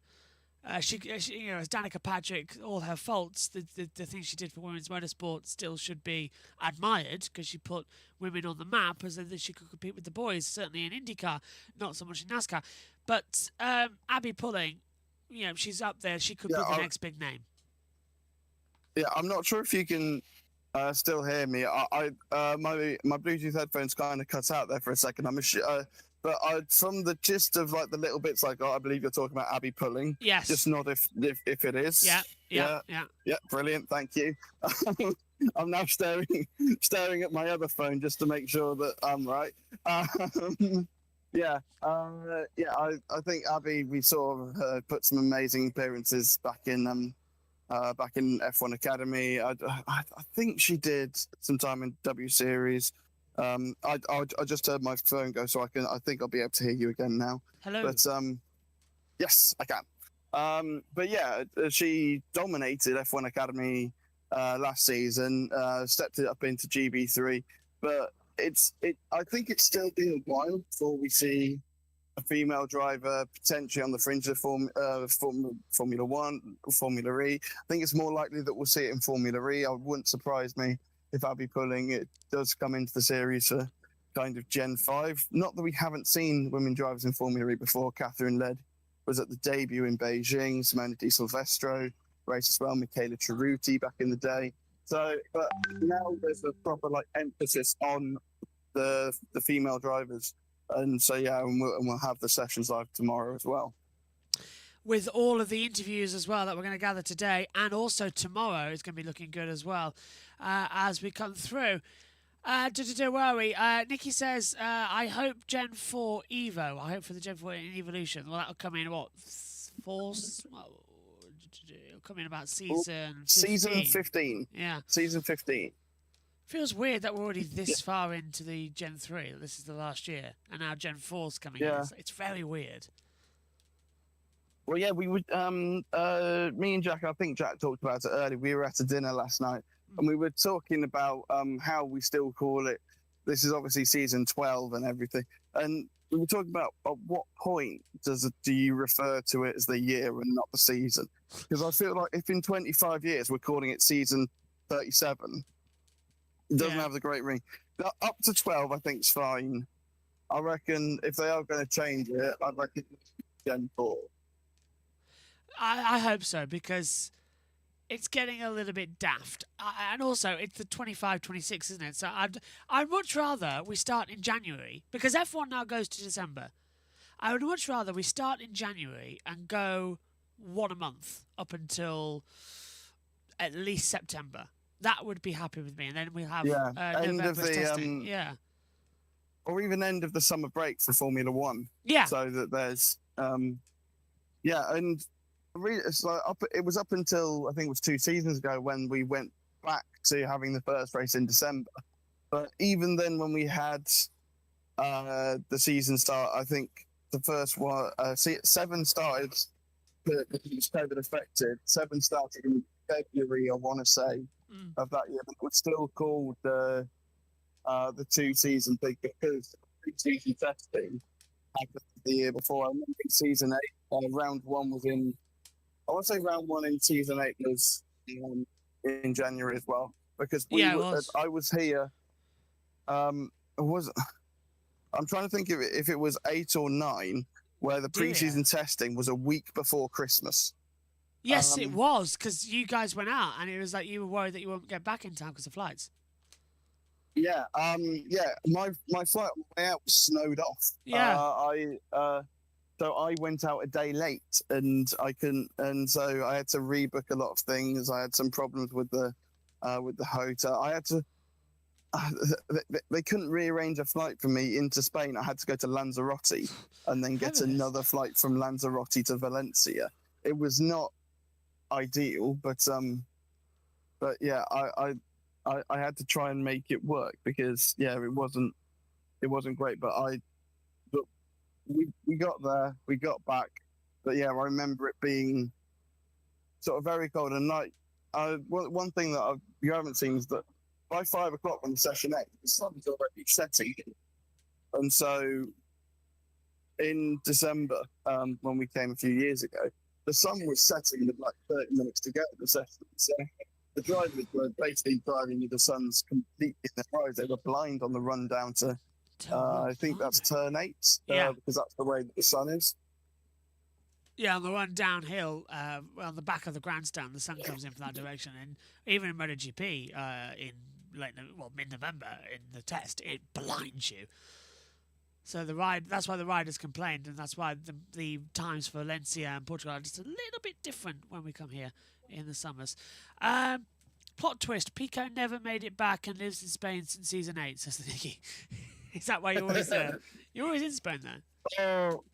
I mean, you say that, but it was 12 months ago when we were in Madrid that I actually missed my flight on the way back from Madrid. There was some problem. I couldn't check in online, and I had some problems uploading stuff. So I left the track late, got to the car hire late because I was stuck in traffic, and then I couldn't check in by the time I got to the airport. So I had to stay an extra night and get a 6 a.m. flight that Dad very kindly worked out for me. I remember that because you were like, well, I may as well just stayed for the final day of testing.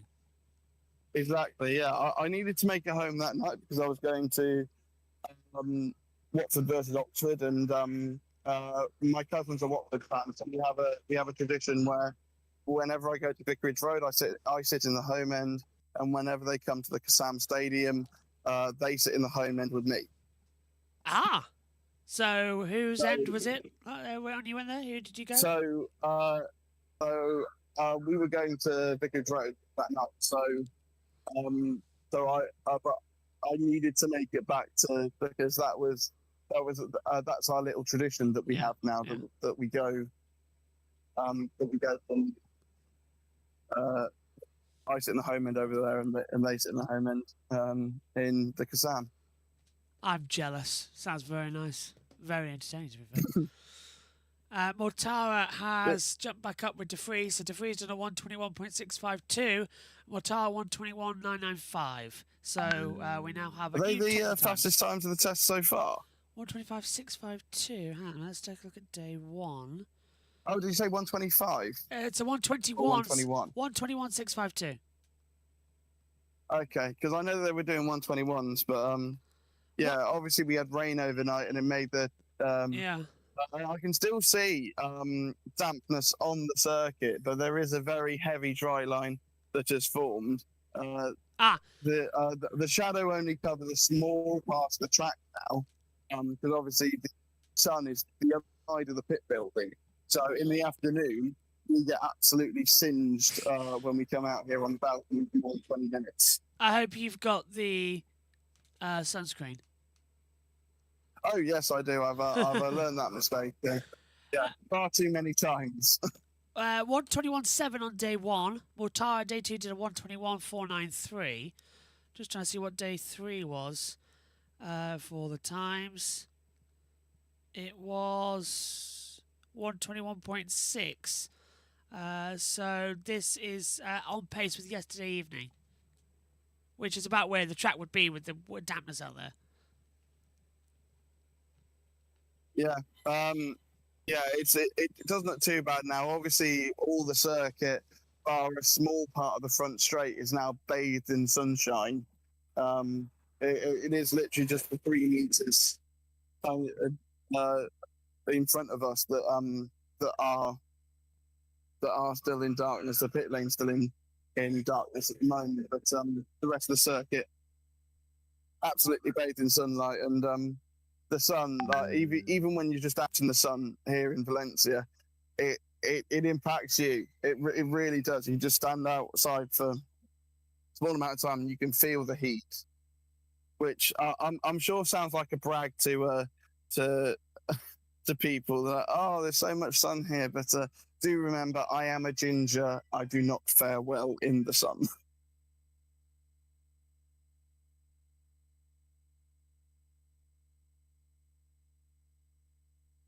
Oh, hang on.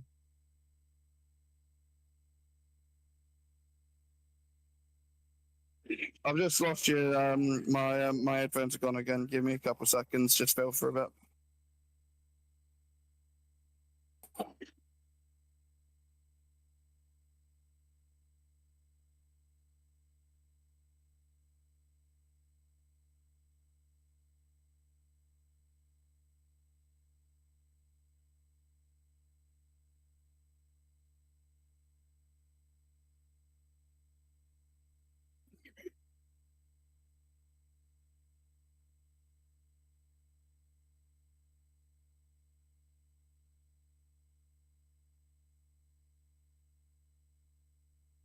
Oh, hang on.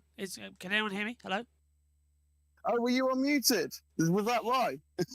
I can hear you now. Hello, can you hear me? There we go. Yes, I can. I've just done through all that and the mics weren't on.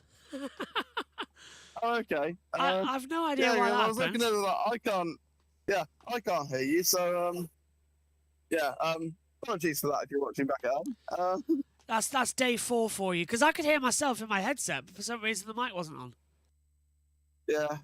So I can hear you now. Hello. Yeah, it's only a couple of days to go now.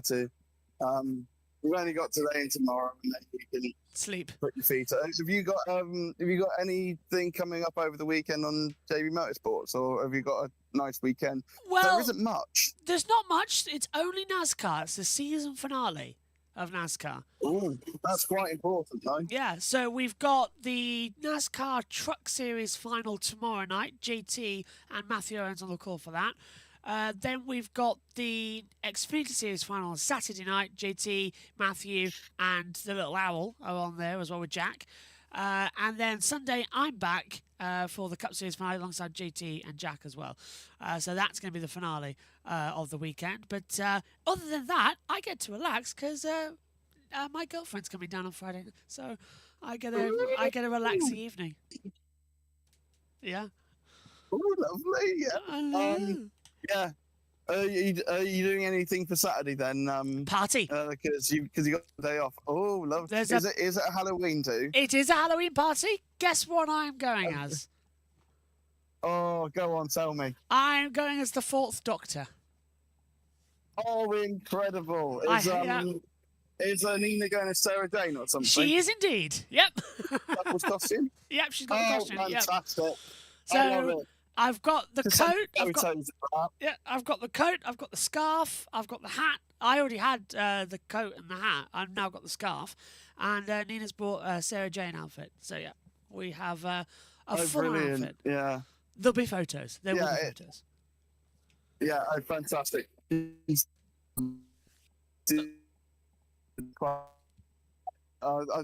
thing that always staggers me 14 years since we lost is Sladen, because what an incredible actress. Like Sarah Jane, that was one of the best shows on telly. And I'm not sure. Have you read what the plan was for the end of that series? The Trickster was going to take over Bannerman Road. Yeah, and like Joe Grant was going to come back, and it was going to be like a big, like, huge thing. Really upset that shot here. Yeah, and honestly, that would have been amazing for like a finale. But yeah, unfortunately, we lost Liz just too soon, which is a massive, massive shame. Really upsetting. Really sad situation. But yeah, do you know, I ran into Samantha Bond on a train last year. Did you? I did, yeah. Oh, wow. And it was just as her audio was coming out with the Big Finish for Mrs. Wormwood and all that. Brilliant. And she said, wow. listen to it because there's a big surprise in it. And there is a big surprise in it. I won't spoil it, but if you haven't listened to it, go listen to it. That's all you need to. So, yeah, that's the run he takes on the world a lot. But, yeah, love Sarah Jane. Love Sarah Jane. Always good. Yeah. But, yeah, so full thoughts on Sarah. I know that Liz Sladen's daughter has carried on doing some stuff with Big Finish as Sarah. But yeah, it's just a shame that we didn't get the big kind of like finale, because that would have been a spectacular end to the show. Oh, it would have been brilliant. Such a shame. Really upsetting, really annoying. But I'll tell you what, the worst thing that they did. Do you know, I should have suspected that Russell T Davies would have been bad the second time around, because do you remember during lockdown he did the goodbye Sarah Jane Smith and they killed Sarah Jane? Yeah. I didn't like that. What have I come back to? They killed Sarah Jane. Yeah, it was not like the best thing in the world. I mean, like, it was absolutely lovely to see them do it, you know. But yeah, it wasn't the greatest thing. I thought Russell was fine. I thought like the season finales of Shooties were very weak. There was a lot of build up and then for the finale. But yeah, but there were quite a few like bangers in Shooties run, but the storylines were just not there, unfortunately. Annoyingly, they were not. But yeah, I was really annoyed when they killed off Kate Stewart, and then they brought her back. I mean, I can't stand it. Yes, but yeah, no. I mean, without spoiling it, but everyone died in that, and then everyone came back. So, but yeah, no, I was actually on a date watching that in the cinemas, and I audibly gasped when like Kate Stewart like turned to dust. I punched the sofa. I actually think I broke the sofa. I was like on the desk. Did not like it. Yeah. I was like, there is no way they can do that. Yeah. And then Do you remember Do you remember when the pilot when Jodie regenerated? That story. Yeah. Same day as the United States Grand Prix. I had to watch the first half an hour and then go to the commentary box. Oh, brilliant. Yeah, did not like it. So came back in as soon as the race was over, watched it, and I was like, And the thing, to spoil it, I know we're talking off topic, but was it Thursday afternoon and everything's got a thing. But when Kate nearly died and What became time zone are you in, Bert? Shut up. When Kate nearly died and became a Cyberman, I was literally saying to the families like, "Does she die? Does she die?" I was like, "No, she doesn't." I was like, "Are you sure?" I hated that. Yeah, not a fan. Not a fan. Because of course, the Doctor and Brigadier and Joe, that's one of my favourite eras. Oh yeah, fantastic era. Yeah, and like going back to Sarah Jane's one, when they brought the Brigadier into one of the episodes, I think it was in. I want to say it was in season 2, but it might have been season 1. It was 2. But they brought but they brought the Brigadier in, and that was such a lovely touch to the show. I miss them all. I do. I really, really do. Yeah. 100%. I'll tell you what, though, let's get back to the Formula E action as well. Should we talk about Formula E instead of Doctor Who for a minute? Yeah, although Current Lap did say that I think Journey's End is the GOAT episode of Doctor Who and Millie Gibson was brilliant. Both are true. Yeah, Journey's End, banger. I'd give the edge to Heaven Sent, because that... I agree. I agree. I love that episode. But yeah, Stolen Earth, Journey's End, that was the original... What's the MCU one where they all come together? What, the Endgame? Yeah, something like that. That was the original Avengers Endgame. It was brilliant. Although personally, I like the Magician's Apprentice, which is familiar. The Doctor, Missy, Clara, Scar, Daleks, Davos. Oh, brilliant couple of stories. Do you know what I was speaking about that this morning, because we had Franz Ferdinand take me out in the car. Did you see this year at Glastonbury? Peter Capaldi came out saying "Take me out" with Franz Ferdinand. Oh right, yeah. Yeah, it's on YouTube somewhere. So you can go and find it during the lunch break. But it was very cool. My first when I saw that, my thought was when the Doctor rocked up on the tank playing the guitar in that episode. Yeah. Yeah. Are all Formula E fans nerds? All motorsport fans are nerds. Yeah. That's the thing. Yeah, no, I've got a mate at work at Silverstone Museum, and he is the biggest Whovian I think I've ever met. He has basically got a wall of every single classic Doctor Who video. Yes. Which is good. Yeah. I mean, Tomb of the Cybermen is fantastic. We were going there. Yeah. Although Current Lapper said, Carl said, I bet Dan Tickton's favourite Doctor is Matt Smith. I don't blame him. The thing is, right, so Matt became the Doctor when I was 11. And I think I kind of based my personality off Matt's era and Doctor Who. And so that's why I'm very kind of like jumpy, over the top. I use my hands a lot, and I think that's very kind of like Matt Smith coded. I think I went 10. That's everyone always says I'm very like 10. I can see that. Yeah, I can see that. Yeah. Well, I can see it. That's really annoying, isn't it? Yeah. Anyway, Formula E. Talk about some cars. Yes, cars. How long can I keep it off topic? This is a Formula E testing stream. To be fair, in your defence, Josh, a couple of years ago, Crofty on Formula 1 testing talked about Married at First Sight for about an hour. He did. So I think we're allowed. Personally. And it's on topic because several of the doctors have actually been at Formula E races, so kind of counts. Pico's desperately trying to remember when. I'm thinking, what? Matt Smith was in Paris. Was he? Yeah. Oh, I didn't know that. He was on the grid. Nicky got him. Oh, I didn't know that. I must have not been watching that day. If it was season 3, I was at the race, so there you go. But yeah. Do you know what's really scary to think is the fact is that Formula E has been around now for what, 12 seasons? And that's not even half of it for anything like that. It's insane. You think back to 2014 and how soon that feels. But then you think about all of Formula E, you go, wow, that really is a long time ago with the Gen 1 cars. It's just madness how time goes. Right. The thing that I do apologise to people watching at home and going like, I want to hear about Formula E. Stop rambling about Doctor Who.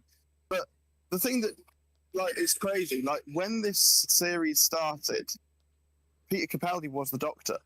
Like I know it wasn't this wasn't here when Matt Smith was the Doctor. When David Tennant was the Doctor, Jenson Button was world champion. When Matt Smith started, Jenson Button was Formula 1 world champion, which that blows my mind because they don't correlate at the same time. No, it doesn't, does it? Because it all feels like different worlds. It's really bizarre. Like you go back to 2015, that's only like a couple of years after the Olympics, and season 3 was Rio 2016. And how long ago does that feel for Olympics? Yeah. And how short does season 3 feel? Because everybody can remember where they were season 3, Hong Kong, front row of the grid, Nelson Piquet, Oliver Turvey, Channel 5 having the rights deal for the first time. And as soon as the checker flag fell, they went to an ad break and everyone was left like, well, what the hell happened? Yeah. Oh, God, I did not enjoy the Channel 5 coverage. And then they decided they presented from a broom cupboard. That I can attest to. Yeah, I mean, honestly, I reckon it looked like you right now in your commentary box looked like it had a higher budget than the Channel 5 presenting. No, we probably do. Before Vernon Kay came in. Probably do. It was shocking. And it was Andy J when he was presenting, and David Coulthard could sit in a closet. Yeah. Really weird couple of seasons. And also, not all of it was in HD. Yeah. Quite a lot of it was shoved onto 5-star. So it results actually in the season finale that year, me commentating on the big screen, so 40 inches and all that. It was a 52-inch whatever it is screen in the front room, commentating on that race, pixelated because it was on 5-star. I couldn't read the drivers' names. Yeah. I was completely reliant on recognising the cars. It was awful. Never doing that again. Ever. Yeah, not bad. But which would you say was the best broadcaster for Formula E? Because I'm going to shock people here. BT Sport.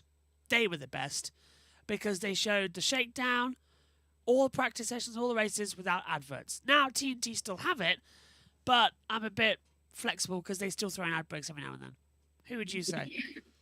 Yeah. I mean, like, for me, it was the BBC. Like, firstly, BBC was free to air, but it would about 80 to 90% of the races would be shown on the red button, and so it would be on the telly, but they just, it would just be like what, channel 601 or something, and then after the race, they would show, because there'd be nothing on else shown, they would show the repeats all the time on the red button. And they would show qualifying. Very occasionally, they'd show free practice. Yeah.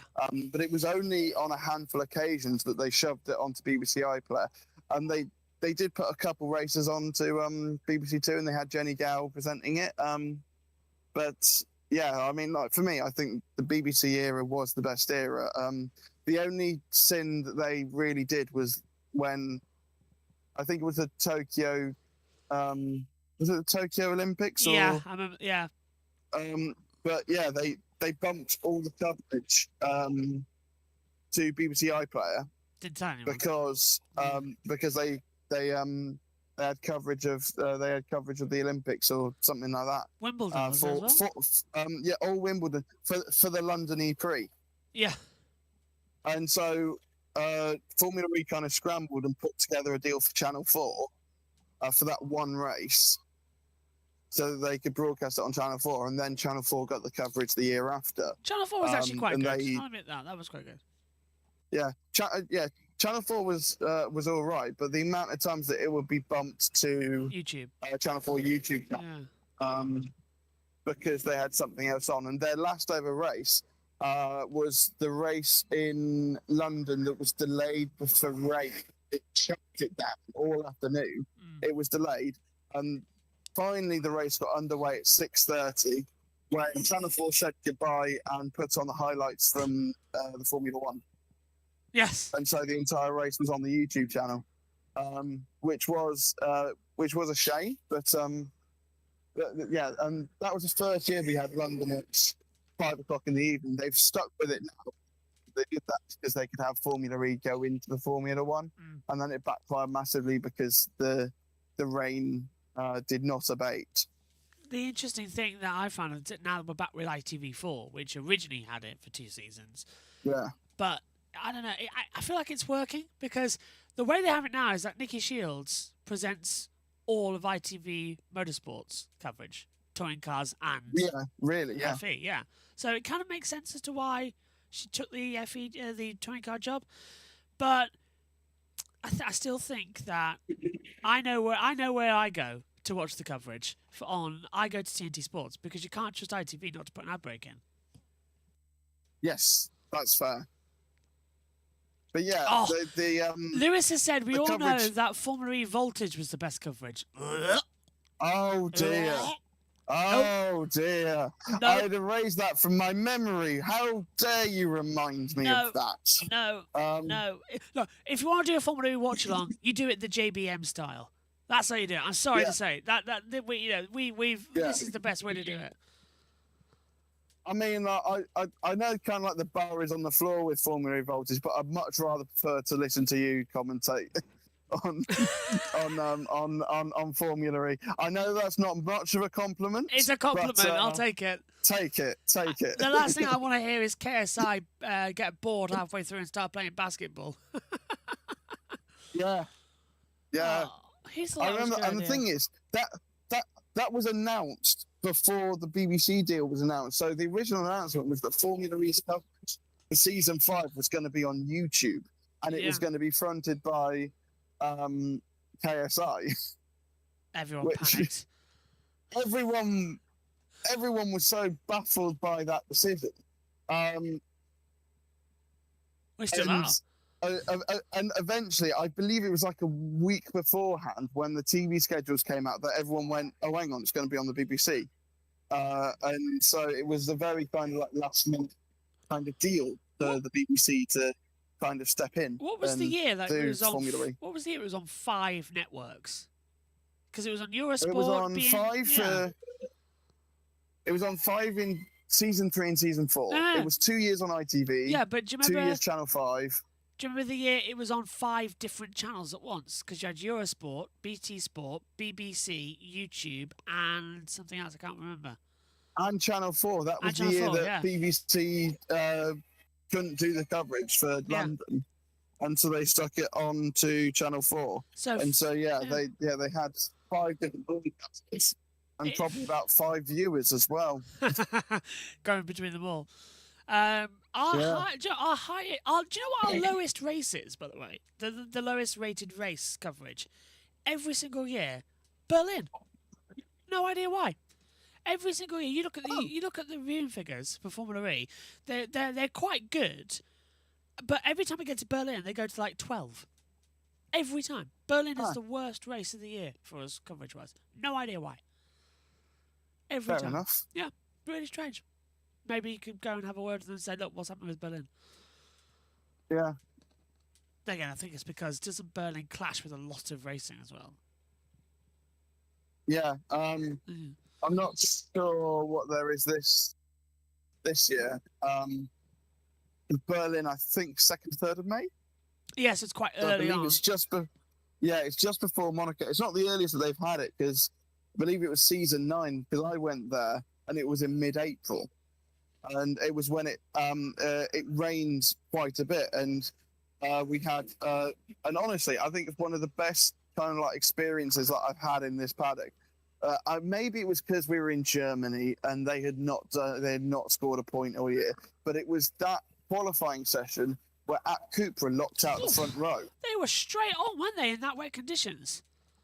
Yeah, it was, and honestly, maybe it's because it was Germany and they hadn't done very well at all. but everyone in the media centre was rallying behind at Cooper, and there were tons of like cheers and applause when both at Cooper's got to the final, and they knew that they got their first points, whether it be Robin Bryant or Nico. But yeah, so that's one of the highlights that I've had in this paddock. It was an absolutely surreal experience. That. What would you say is the best race you've ever attended, personally? What, in terms of location? Yeah, or I'll tell you what, let's make it a twofold question. Location and race itself.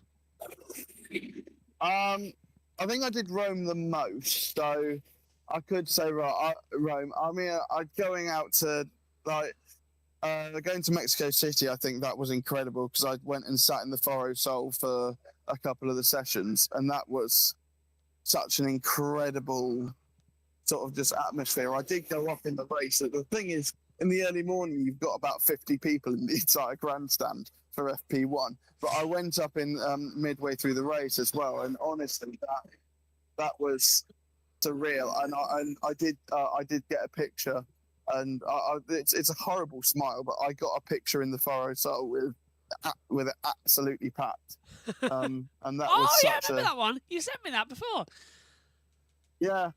I might have done. I posted that one quite a bit. Just even though it's a horrible smile, it was such a cool experience to just be in the forest. So I think that one's great, and the fact that they all come into the final section and then they all go out again, and that was the session. And I remember watching qualifying from there. Honestly, I spent most of the time in the Forest Sol that weekend. Do you wish that they put the media centre there? Experience. Do you wish to put the media centre there, the commentary boxes? Yeah. The Forest Sol was just absolutely insane. I always think Formula E missed a trick with their commentary boxes there, because instead of putting them in a dark cupboard, they have commentary boxes in the Forest Sol. Just pop them up there and give them a camera. They do, because it used to be an old baseball stadium. Yeah. So they have got, and you can kind of see it. I know that they did a bit of renovation to the Forest Sol recently, and so I'm not sure if it is still there. It is. I saw it this weekend. It's still there. Yeah. Okay. I'll be honest. I spent most of the Mexico City E-Prix in the queue for the hire car. So I did watch the 30-minute highlights last night on F1 TV, but yeah, I didn't watch much from this Mexico weekend just gone. You didn't miss. Well, to be fair, you missed lap one. Lap one was this epic, and then in fact the whole race was quite good actually. Yeah. Question from current lap: is Jack and Pico going to Monaco this year? Jack will definitely be there. I may be there. Actually, no, I won't be there. I won't be there because it's the same weekend as the Eurovision Song Contest. So I'll be having my party back home, because that is something that I do every single year. It's become a little tradition that we have a Eurovision party every year, and we invite all our mates around. We do a sweepstake, do our own little voting and everything. So I won't be in Monaco, but Jack definitely will. Hopefully it's going to be a lot of fun. We'll be in the month of May for that one as well.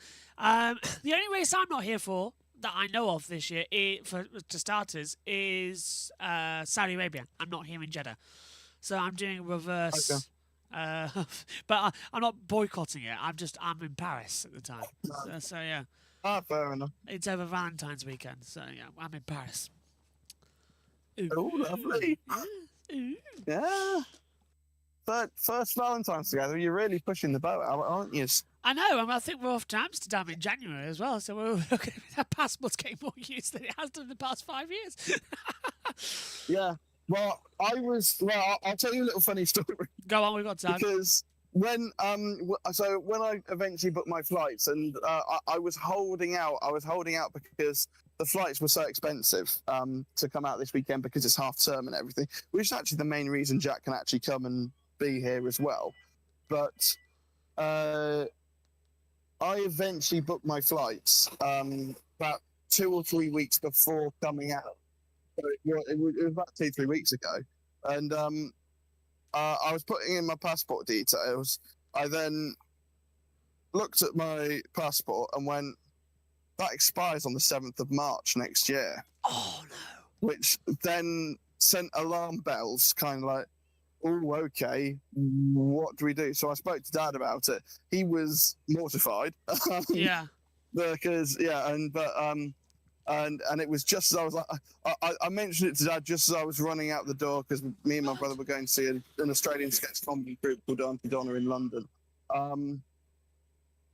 And so, yeah, Dad was there just like Googling everything. I then got a message saying, Spain's only 3 months, you're fine. But there was a little bit of panic really that I'd have to fast track a passport to try and actually get out here. So this is my last trip on my current passport. From next year. From next year, I will have a nice blue passport. Blue passport. Anyone don't know why we're saying blue? When Boris Johnson, who was then Prime Minister, brought back the British passport as blue after we left the EU. Don't mention AI. Don't mention the way he says ChatGPT. No, I know. No, but seriously, this isn't AI. He literally called the blue passport the blue passport. Blue. Yeah. That's what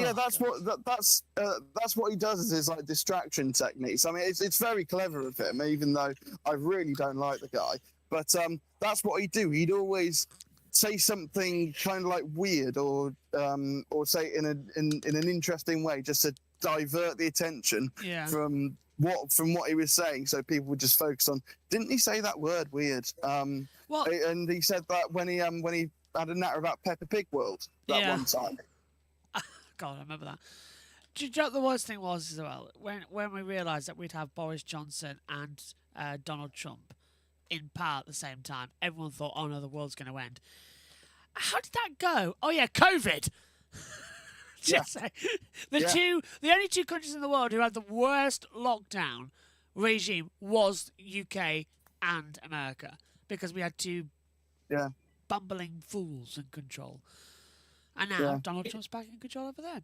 And I must admit, even though as a Labour supporter, they're not doing very well at the moment. I must admit. No. The thing, I mean, I don't want to get too political on here and like send people. I don't want to like send people up on the wrong track and everything like that.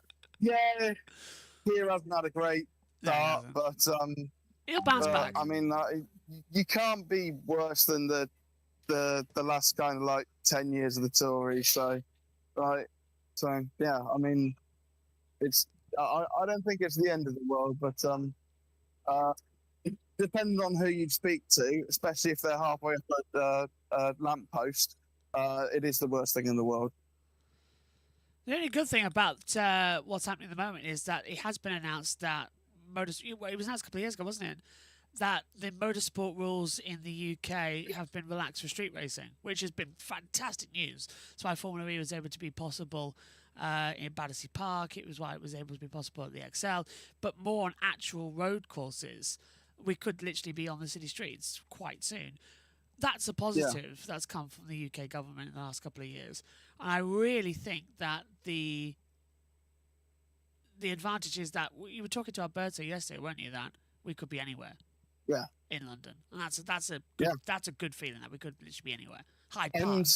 And from both Jeff and Alberto, they were both adamant on London, which is very interesting. Yeah, that's a surprise. What did you make of that? That both of them wanted London. Yeah, I mean, obviously London is like the go-to place, especially for like tourists, attraction, everything like that. London is the place to be, but it is at the same time quite difficult to shut roads. I mean, we were chatting about this yesterday with London Marathon. They shut the roads for that, but it's shut at like 5 a.m. in the morning, and by 2 o'clock they're back open again. But it's Formula E, you need to shut it for about 3 days. And then you'd also have to have the construction work to put all the infrastructure up and take all the infrastructure away. And it would be more or less a 6-week job. And congestion in London is not great. So yeah, it's not ideal to shut down any roads for this, and I think it would cost a pretty penny. And we've seen that with Paris and Rome, that the reason why we've lost those two races is because we would have had to pay for the privilege to race at those locations if we stayed longer than we did. I mean, if you take a look as well, VRDN's just said about what about a Paris Prix around for it to be honest, would be feasible if someone could shed light on it. Paris, well, we had it, didn't we, for a while, but as you said, it costs money. Could you just elaborate on that? Yeah, so this was something that I learned, I think it was in like season 9 or something like that, when I was chatting around with people, because it was when we were in Berlin and we was it was nice to sort of all the capitals, and I heard a figure that to stay in Paris, to race around Léon-Valide, where we were, it would have been somewhere around about 20 million a day, and do that. Rome was substantially less, but that was still about 5 million to race there, and Formula E does not have the money to do that, so that's why we got those two races. And I think with Rome as well, the last couple of years we had that big crash. I want to say it was in season 7 where Oliver Turkey crashed at the end of free practice, and then there was the incident with the Mercedes, and the bump, and then there was the crash in season 9, and at that point they all kind of went, right, it's not safe enough to race around here anymore, and the costs aren't worth it. So that's why we've lost those two races. And yes, Misano was supposed to be a stopgap, but there isn't anywhere kind of really to go. There is a permanent circuit in an Italian city that would work, but it's called the Temple of Speed, and it's in Monza. And Formula E round Monza would be 2 laps. Diabolical. 2 laps. There's no regen points. It's all flat out. Like even if they use that shorter layout where they go off before the first chicane and rejoin after a Scari, and they put like the little chicane coming out of the parallel, even then that would be just be a horrible circuit for it. Where would work in it? It's really not that Fiorano. It's not big enough. That would have been nice. Yeah, I know. Imola was touted way back in the day. Imola was touted for a race, I think back in Gen 1 or Gen 2. The layout that they were touting was a shorter layout of what is currently there, and a shorter layout that hadn't been built. Now, I think the length for Imola would be borderline okay, but also there's no kind of regen points. No, it's quite fast. The lap. All the corners are quite quick.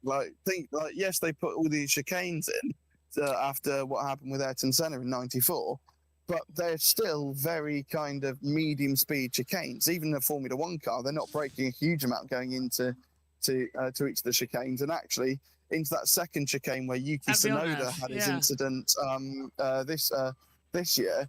They're almost flat out coming into that first kink before they get on the brakes for the second part. I'd say the only real regen points would be Tosa. The first part of Acqua Minerale and the Variante Alta. Oh, and maybe the final corner at Ravazza. That's the thing. I think if Formula 1 stayed, they should have had a DRS zone that goes down into the final couple corners. Yeah. But I'm annoyed it's gone. That would have been a nice little zone. I want Monza. I want Imola back already. I love Imola. It's one of the best races of the year. Yeah. I'm annoyed that it's gone.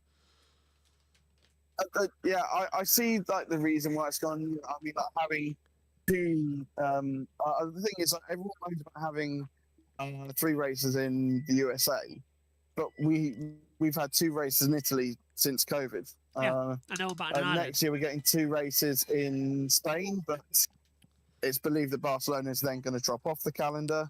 I'm not sure if it's going to come back on as part of the alternating thing, because we're going to have quite a few races alternating. The fact that Spa's alternating is a crime to all that's good. Apparently, it's going to become the Benelux Grand Prix era. So we'll go to Dutch Grand Prix, Belgian Grand Prix, and possibly even the Eiffel Grand Prix again. Well, Nürburgring, which is called Luxembourg. So we might have a Benelux trio coming round. Yeah. But yeah, I mean, like, for me, I mean, like, Spa is one, like, my ideal Formula One calendar, and this is partly a thing that I've come up with, and I've got many Excel documents at home, which is all part of my ED, is that I think that there should be 10 races that stay on the calendar every single year, and then 10 races that alternate. I agree.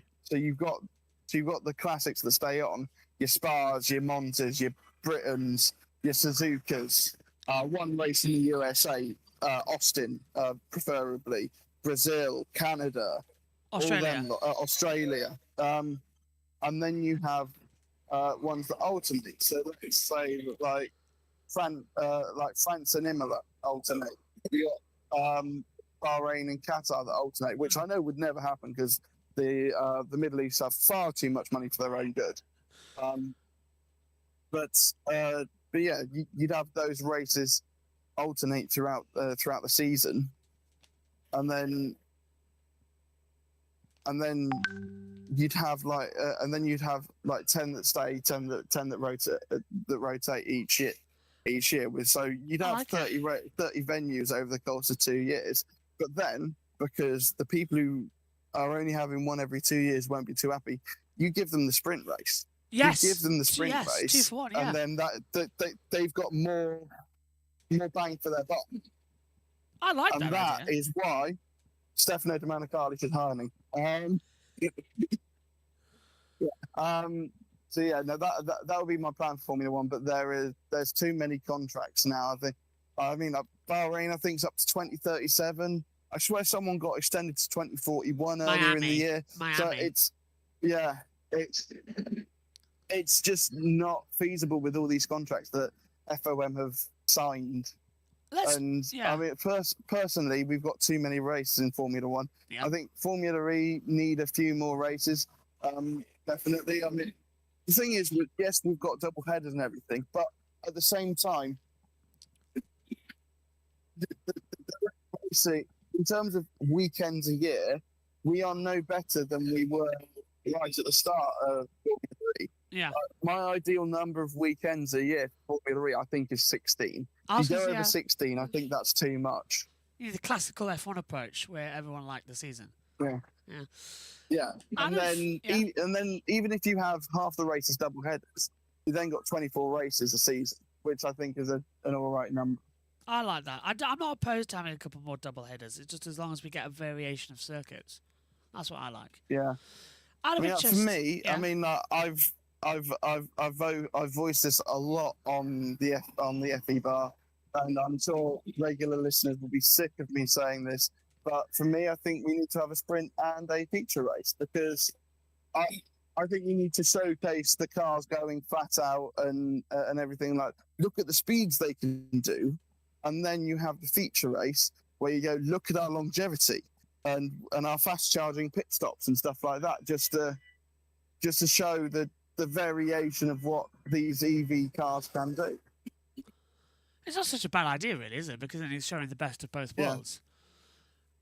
What Exactly. about endurance? Do you reckon we'll ever see a Formula E race try and do an endurance format? Charging during the races now becoming an option? Possibly. One of my little bugbears with this series the last couple of years is that recently, like in Gen 3, like I think it was in Misano, one of the races was 37 minutes or something like that. Really tiny. We were doing 45-minute races. We were doing 45 minute plus a lap in Gen 2. Why are we doing so few now when the batteries are so much better, and they limit how much energy they can use? And I know that's for like the longevity of the power units and everything, but make them work for it. Give them 150-kilometer races in Gen 4. I think that is the number for Gen 4, 150 kilometers. Also, I'd argue as well, we were doing an hour races in Gen 1. Yes, we had change of cars, but that was still an hour. Yeah. And 45 minutes bugged me a bit. So yeah, I don't understand why we've gone backwards. And that's something that I really, really want to see changed for Gen 4, is that we have longer races. And I know that their like ideal run time is an hour. But the thing is, I reckon with the cars as quick as they're going to be in Gen 4, I reckon a 150-kilometre race would be about an hour 10 minutes, which I think is perfect for Formula E. It's doable very easily. I mean, MotoGP run only for 45 minutes. Yeah. And to be fair, that bugs me with MotoGP's weekend format, but that's a different matter. Yeah. Yeah. Well, I mean, we see with Stefano Domenicali made some comments a few weeks ago saying that he wants F1 races to be shorter. No. They then proceeded to be the shortest Formula One race of all time in Monza. It was too short. Like nothing really happened. Like Monza is the temple of speed, and you get these lap times, and they are so quick around there. But I mean, like back in the 70s and 80s, the races used to be almost way over 2 hours. I mean, take a look to Baku, where we had a 1 hour 50-minute qualifying session, and the race was 1 hour 40. Yeah, exactly. I mean, that admittedly didn't help that there were how many red flags? 6. Yeah, broke the record. Yeah, broke the record. 6. Yeah. Yeah. Right.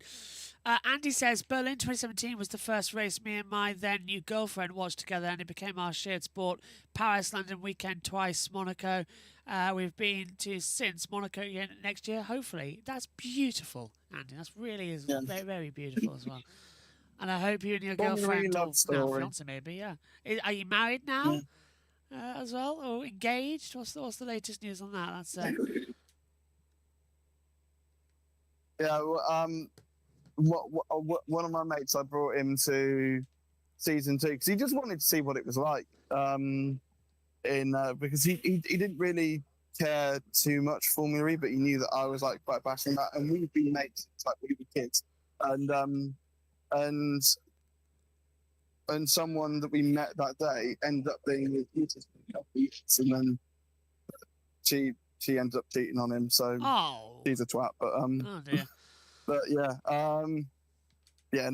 it was good to like but yeah, they had a little active break for a bit.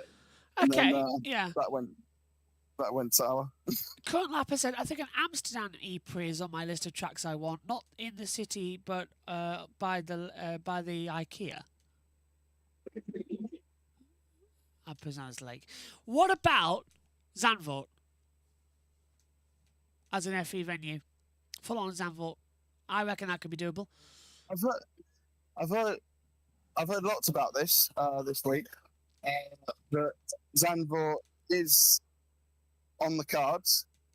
From what I've heard, it's more FE wanting to go than Zandvoort saying we want you to come. But it's definitely on the cards. We've heard quite a lot, but now that the Formula One contract is ending, one thing that we have heard is that they couldn't do one or the other. And so now that the F1 contract's ending, that might be an indication that Formula E might be coming in the next couple of years. That would be amazing. I'd love Zandvoort. I would go because one of my tickets will probably be cheap. Well, actually, I say tickets will probably be cheaper. I have a media pass to Formula E. Tickets are incredibly easy to get to. Yes, exactly. So all I've got to do is pay the fare to get to a bus. So it would be incredibly easier to get to Zandvoort than any other venue in the UK, which is a surprise. But yeah, could be quite an entertaining run. But yeah, what do you reckon then? As De Vries would love Zandvoort as well. We're just going to bring in Johnny quickly, Pico, just to let you know. So we're bringing Johnny in. Hello, Johnny. You're live once more, my friend. Can you hear me okay? We'll wait for you to get your mic unmuted and say good afternoon, good morning, wherever you are in the world. I know you're over as well. Hello. Can you hear me, Johnny? How are you doing? Yeah, I'm good, Josh. How are you? Good morning. Good morning. Very well, thank you. What have you made then of day 4? Give it up for day 4. Yeah, day 4, quite it's quite revealing now. The teams are showing the actual pace, I think so, for day 4, because we have a very mixed top 10. Are you still happy that Mahindra is still at the top of the times, 121.652 from De Vries at the moment? Yeah. They are really looking very promising for this season. I'd love to. Yeah, but go on after you. Yeah, but I've seen like a lot of changes for this session with the teams really ramping up their pace. They really have. Yeah, everyone's Yeah. picked it up. They're all now within. Well, bar Djokovic and Rollins, who are doing long runs, everybody's in 0.8 of a second of each other, so they've really closed it back down. I'd Yeah. love to get your thoughts, Johnny, on what we've been talking about. Where would you like to put a Formula E race to try and add to the calendar? Yeah, earlier I've spoken about this. I said Baku was one of the circuits I would like to see. Even even Singapore is a good test option for Formula E. That was a street circuit, right? Yeah. I don't think so. We have seen any night race in Formula E. So having Singapore as a night race would have been a little bit different spectacle to watch under the lights.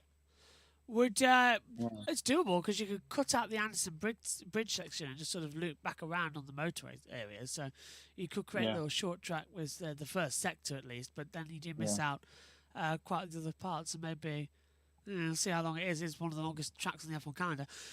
What about Zandvoort? Do you reckon that's a possibility with the layout there? We were talking about that just before we dragged you up to the booth.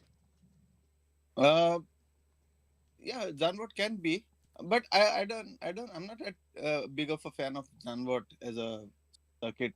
I don't know, it's just because of Formula One or what, but I'm not that big of fan of Zandvoort, But it can be.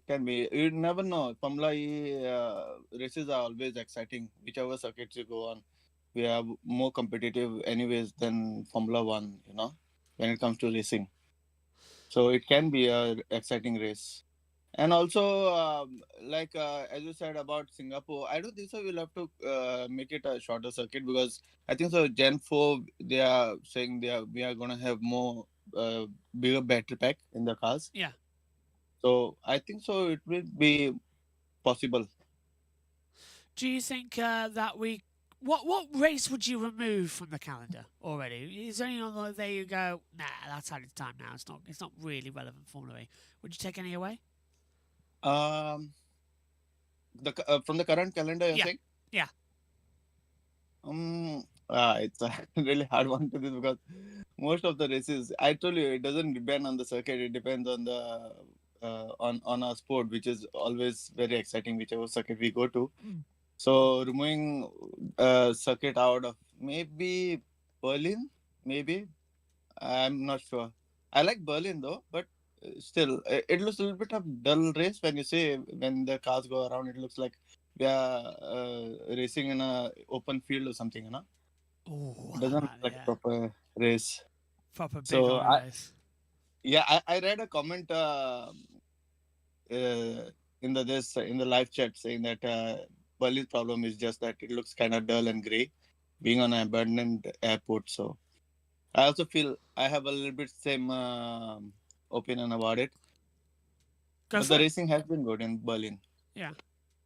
Yeah. Oh, current lap has said about Portimao just for Da Costa. Portimao would be electric, indeed. Yeah, actually, Portimao is not a bad shout because there's a lot of track evolution over there, like ups and downs. It's like almost like a roller coaster over there. So that would be a nice circuit to watch too.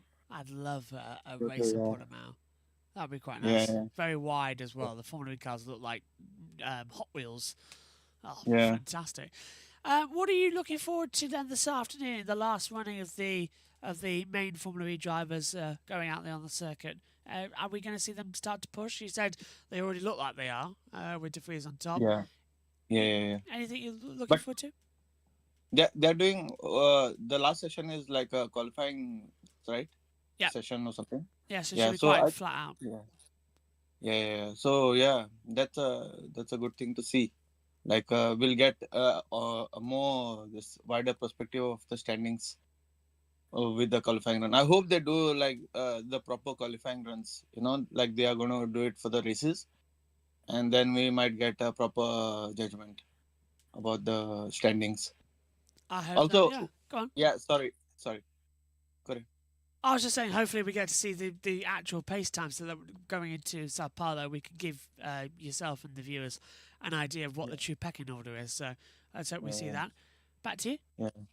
Yeah. I was going to point out there's too many red dots on the map. It's really annoying. You don't know which car is what unless you look at the numbers. And then there's I think Citroen who is like fully red. You can't even make out the numbers. It's just a red dot. So it's a little bit annoying on the map if you go to see. I've seen it, yeah. It's really annoying me. Looking at the driver tracker, you can't tell a thing as to who's where. I think it's gonna be a commentator's nightmare to figure out which car is going where. Forget the spotters guide. I think we're just going to need the drivers to go around with their names above their heads, like we have in Formula 1 with the graphics. That might be easier for us, because it really is hard to tell. Got a green car there right now. Sebastian Buemi's just headed out on the circuit, so that's going to be good to fall in. Are you going to be around with us this afternoon, Johnny, or have you got stuff to do? Are you going to be joining us? I usually work in the evening. So that's why I'm free in the morning, so I can join you guys in the morning. So let's see. I start work a little bit later. So if the session starts earlier, I might come like in the earlier part of the session online. Sounds good. We will drag you in. But if not, thanks for your company this week as well and joining the FE bar. Sure, man, my pleasure. Oh, One more thing I want to just say is we were talking about endurance e-races. Yeah, go on. So I was like thinking that would be only possible if we could swap the batteries in the cars, Oh, completely swap them, yeah. Because I don't know how good the fast charge would be. Yeah, just like how you have in this electric bikes, you can just remove the battery out and swap it with a new one. So maybe if they can develop a system for the endurance cars, like you can just pop it out, the batteries out and just replace them with the charged ones. Then maybe endurances can be possible. I think so. That's my opinion about it. Make pit stops a lot quicker if we could change the batteries like new fuel cells. Yeah, just recharging. Yeah. Oh, how good that'd be. That'd be so good. Yeah. Or maybe they do something like what we should do for the Gen 1, swap the cars. Maybe like that. We will never go back to... for an endurance race, but we'll never go back to swapping the cars. I think as Gio said a few days ago, they want to get away from that as big as possible. The batteries might be a bit more easier. But that's I'm saying only when it comes to the endurance part of the racing, not the regular. No, I'm with you. I'm with you actually. Yeah, I'd agree with that. I'd like a full-on run. Yeah. I'd personally like a 3-hour race. That'd be quite fun. Keep charging the batteries up. That would be quite entertaining. Removal batteries in Formula E would fix a lot of problems to the EV world, says Contlap. I think that's right. Yeah. You've hit the nail on the head there, I think, Johnny. You've got that right on. We should have removable batteries that we can swap in and out easy. It's just so connected at the moment. I think the battery change takes an hour, so they'll fix that hopefully maybe for Gen 4, maybe Gen 5 coming through in a couple of years. Or maybe we can be like too futuristic and have some like how we have attack mode. We have some magnetic strips like how we have for our iPhones. Contactless charging, charging pads like that. Some charging pads under the cars, they can run on top of the charging pads and get charged. I like that. Somewhat charged all the time. I like that idea. The attack, yeah. Oh, that should be what the attack mode is actually. But instead of activating the battery, you actually have to go over and it charges the battery for you, like in I suppose to put it in a Mario Kart term, when you drift it and you charge up the boost thing. Yeah. I love that. That'd be amazing. These are just wishful thinking about what we can think for as of now. Well, wishful thinking is what creates the future and the best ideas. So absolutely go for it as well. Yeah, that's true. Well, Johnny, thank you very much. And could you do a car swap, but it's 2 cars, the driver never leaves the car? That would have to swap the driver around, wouldn't it? So that's possible. But come through. Car relay. That could be coming. Yeah, that's true. Hit the... and off you go. Johnny, thank you very much for joining us on the FE Bar this week. If you can't make it this afternoon, I hope you've enjoyed it. Yeah, thanks, Josh. It was my pleasure, and thanks everyone. Thanks, Bye-bye. Johnny. Take care. Bye-bye. Bye. Now, before we welcome Pico back in as well, we're going to head down because Jack Giamana has been interviewing Abby Pulling ahead of the women's test session tomorrow, and she's standing by now.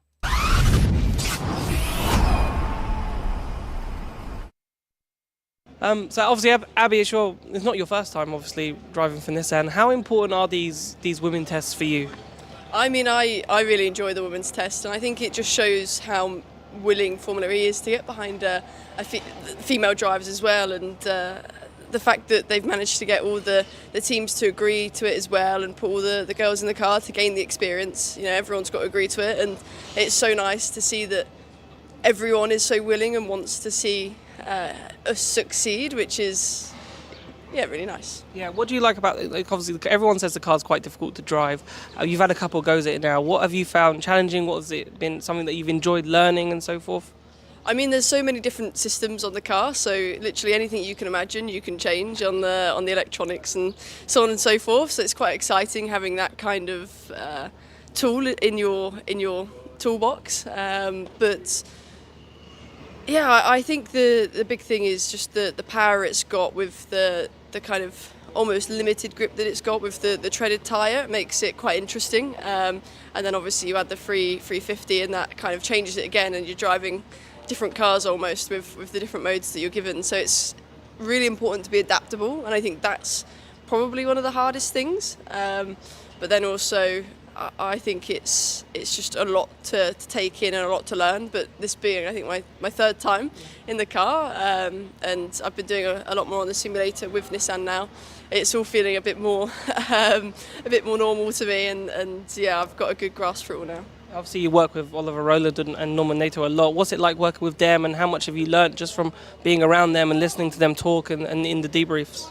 I mean, they're incredibly experienced. Of course, they've done a lot of driving. They're a little bit older than me, and have driven a few more race cars than me. So it's really nice to sit in on the debriefs and get an insight to what they're saying and what they're feeling as well. It gives us a good idea of when we jump in the car, when I jump in the car, what to expect. But of course, they've been doing 3 or 4 days around here now at Valencia, so they should have a good grasp of, you know, where the track's in, where it's not, and it's nice to get them kind of insights. Yeah, I'm interested to see what you think like the next steps could be, because obviously it's very nice that Formula E put on the women's test, but then if there's no like purpose or progression for the female racers, then like what is the point of it in a sense? So would you like to see, we were talking to Jeff earlier and it was like there's potential maybe for like a support series in the future where maybe they use the Gen 3 Evo car, and maybe that could be somewhere where you and all the others might get a chance to show your skills in an actual race rather than just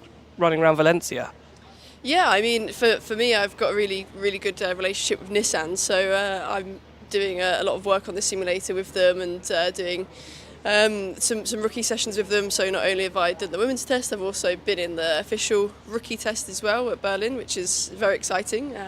And yeah, I mean, the possibility for an all-female series is exciting, but at the end of the day, I want to be racing against the guys for sure. But it's a good kind of, if that potential was to happen, it's a good way to get the experience to potentially move up further. But yeah, at the moment, I'm really happy with my role within Nissan, and yeah, hopefully keep getting more and more integrated into the team. All right, thank you very much. Really appreciate it. Cheers.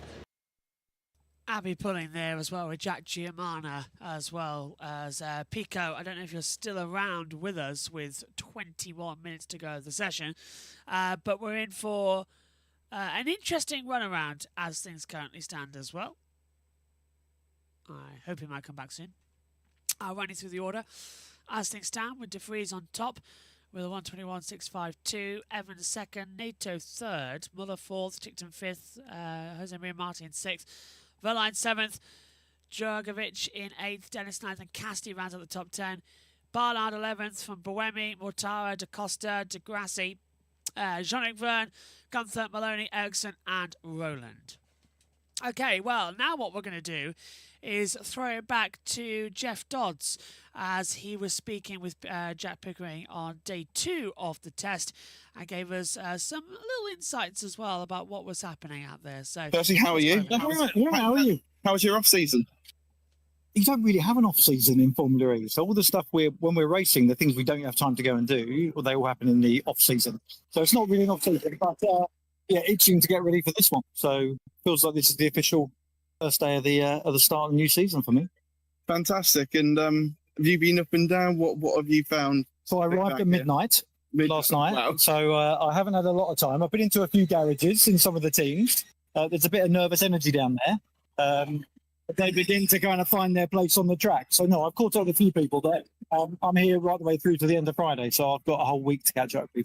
Fantastic. And obviously being back here, like obviously Amazing, yeah. everything that happened last year, and Yeah. it was incredible to move everything over to Madrid so quickly. Yeah. But how good is it to be back? Because this is obviously the home of Formula E now. Yeah. We moved back here a few years ago. Yeah, so yeah, it's 2019. fantastic. Well, look, so the first thing I would say is, if I'm really honest, it's the first time I've ever been here. Because I started in season 9, and I wasn't at testing for season 10, and then obviously Harama last year, where we had to move it. It was my first time here. So, but getting the reaction of everybody else, it's wonderful to see it. So, no, I mean, we've been coming here a long time. We have an office here actually, and we have storage here so it's kind of our spiritual home in Spain. Spain's becoming even more important for us, not just the people who founded Formula E from Spain, but obviously we have our first race ever in Spain, in Madrid. So Spain's an important part of our DNA. So it feels good. And what an amazing job. I mean, I can't believe in the photos and the pictures I saw last year, the incredible job they've done bringing this back to life. But if you look at the city, obviously they've got many years of recovery still ahead of them. So continuing to support that is really important for us. And yeah, Madrid, obviously one of the new races for next year. How much are you looking forward to the new venues we got? Super excited. Well, so it's not just, so obviously we stay in Miami, but we go to the Hard Rock Circuit, so MIA. So I'm really excited about that. We've got some special entertainment we're planning for that, so I won't give away too much, but excited for that. Back in Sanya, so doubling down on China, obviously the world's largest EV market, so that's really important for us. And then first ever race in Madrid, and they had the press conference in Madrid last week, Governor of Madrid, and actually we have a really high number of ticket sales already through from Madrid, and we haven't really officially launched it yet. So things are bode really well for our first Spanish race. Yeah, excited. One of the races that isn't going to be on the calendar from this year to next year is Indonesia, in Jakarta. Yeah. Is that a market that you're looking to go back to? Because we've seen the amount of people that come out to the races. They even rocked up on the Friday a couple of years ago, I think. Yeah. So is that one that you're just trying to move to a different venue for the Gen 4 potentially? Yeah. So well, maybe not even move venues. So the simple answer is yes, we definitely want to be there. So we love racing there. It's a massive market. It's a big EV market. And we get a huge following there. So incredible TV viewership comes out of Indonesia for us. And we've got a lot of fans based out there. And you're quite right, having been there, you've been there and seen it. I was there 22. Yeah, so you get an enormous number of people come out to watch it, and they're very passionate motorsport fans. They obviously have a rich history there with MotoGP as well, so they've got lots of motorsport passion there. So we definitely want to be there. We couldn't quite get everything done in time for the announcement for the calendar for season 12. What that gives us is just a bit more time now to work through and get to the right answer, hopefully, for Gen 4. So, no, we definitely want to be there. I'm optimistic we'll be there. We've just got to work through it now and get it sorted. And with Gen 4, because obviously that is coming, we'll see this here next year. Will be the first proper look at seeing all the cars on Well, Gen you might 4. see it before that, you don't know. But yeah, this will be the first time that they've run in anger. Yeah, it's right. The first time it will kind of shake out, and we'll see who's... Because we're obviously in the last year of Gen 3 now, so whilst they've been doing some good work in the off-season, I don't think there'll be a few surprises. There always is over the next few days. But broadly, we're at the end of a generation, so people kind of know where they are. Nobody has any idea where people are in the development of the Gen 4 cars. So I think really exciting next year, we'll be seeing the Gen cars testing out for the first time against each other in a competitive environment. And I'm pretty sure there'll be some surprises. Yeah, and there's huge anticipation around it. When do you think is there a date that's set in stone that we don't know yet, or we say we don't know? You know, I know. Yeah. Well, you know. But when can you give us a rough time of when we'll see it. So a logical. So in terms of beginning to see a bit more of what the car might look like, in a very curated way, you'll probably see that over the coming weeks and months. And then the first time you'll see a car most likely on track for demonstration purposes officially will be, I would think, around Easter time of next year. And then obviously the cars are out testing from then onwards. You know, their own manufacturing teams testing will happen from then onwards, right the way through to this kind of time next year when you'll see the official test. So you won't have to wait long to see what a car might look like. But seeing it on track, you might have to wait a few more months. One of the things we've had to, we're producing, we're doing live streams of every single session, so and then so that people get to hear about everything that's happening. One of the things that we've heard from quite a lot of the people in the chat is we'd like to see a support series at some point. Is that something that's kind of on the radar for FE? Maybe not Gen 4, but certainly in the future. Yeah, but there are flavors of support series. So there's a support series which is a single make support series. So you know that. And I'm, by the way, don't read into any of this. I'm just speculating. So there could be a Porsche support series or a Jaguar we've had in the past, or Cupra, or Mahindra. So there's a single make support series. And then is there an opportunity to do a FE2 in the way that you get F2 against Formula One, or F4, F3, and F2? Is there an opportunity to do that? We've always said the first chance to do that realistically is after you launch Gen 4. Because then you have another car available to do a support series with, which is a Gen 3 Evo car, which is a great car, by the way, an absolutely great car. So that's the first logical point to do it. We don't have anything to announce at this stage, but there's definitely work going on to understand what that could look like. Awesome. Josh, have you got anything that you want to throw in? Throw something controversial, Josh. Throw something controversial. Jeff, it's Josh Birch up here in the comms box. Nice to see you as well. Hope you had a good winter. Question to you. Are we staying in London, or are we going to go to Brands Hatch or Silverstone? Because many people say they don't want Silverstone, but they wouldn't be minding Brands Hatch. By the way, what have you seen so far? What livery do you like best? I really like the Citroen. It's cool, really good. It's cool. Josh has asked about the future of London. Yeah. Obviously, it runs out at the end of this year. Yep. It's expected that we can't stay in there. So, what are the options that are on the table? Is there anything that you can say about a race in the UK? Well, so first of all, definitely plan to race in the UK. Our head office is there. Our primary investor, lead investor is based there. Their head office is there. So we'll be in the UK. London, the current contract comes to an end at the end of Gen 4. We extended it out to the end of Gen 3. We extended it out to the end of Gen 3. There's no scoop. It's going to be 4 more years, guys. 4 more years. And I think I love it, the venue. I think it's a super cool venue. It's completely unique for motorsport. Every year we take people there, and every year people tell me they're blown away by seeing that indoor-outdoor race and the way it's constructed. We've always known it's going to be very difficult to run the Gen 4 car there. I forget exactly which turns they are, but is it 3 and 4? You've got a couple I think it's 3 and 4. You've got a couple of really, really tight turns there that are even difficult now for the Gen 3 car. Let alone when you've got a 600 kilowatt car, which is bigger in stature, going much faster through those areas, it doesn't work in the way that it's constructed today. So we would either have to materially turn the power down on the cars, but what we can't do is materially shrink the cars, right? Can't make them physically smaller. So I think it's unlikely that we'll be able to continue with London. Not 100% impossible, but very unlikely. And then we're looking at other potential street circuits in the UK that we could look at. And then we're also looking at other venues, fixed venues. And, I think I'm not telling any tales when I talk about, historically, Brands Hatch, Silverstone have been mentioned in dispatches, and there's an obvious reason for that. They're the two most famous circuits in the UK. So we're talking to the circuits in the UK. We're also exploring other street races, but we will be in the UK.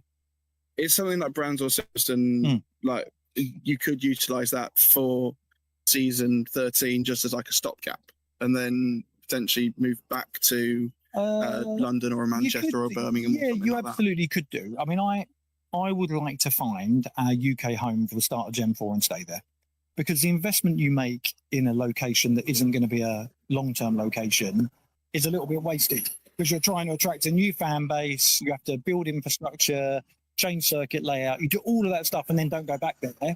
Doesn't feel like a very good investment. So at the moment we're focused on knowing where we're going to race in the UK and being in the right place from the beginning of Gen 4. Awesome. Thank you so All right, good much. stuff. Oh, Right. yeah. See you all. Take care. Cheers, Jeff. See you later.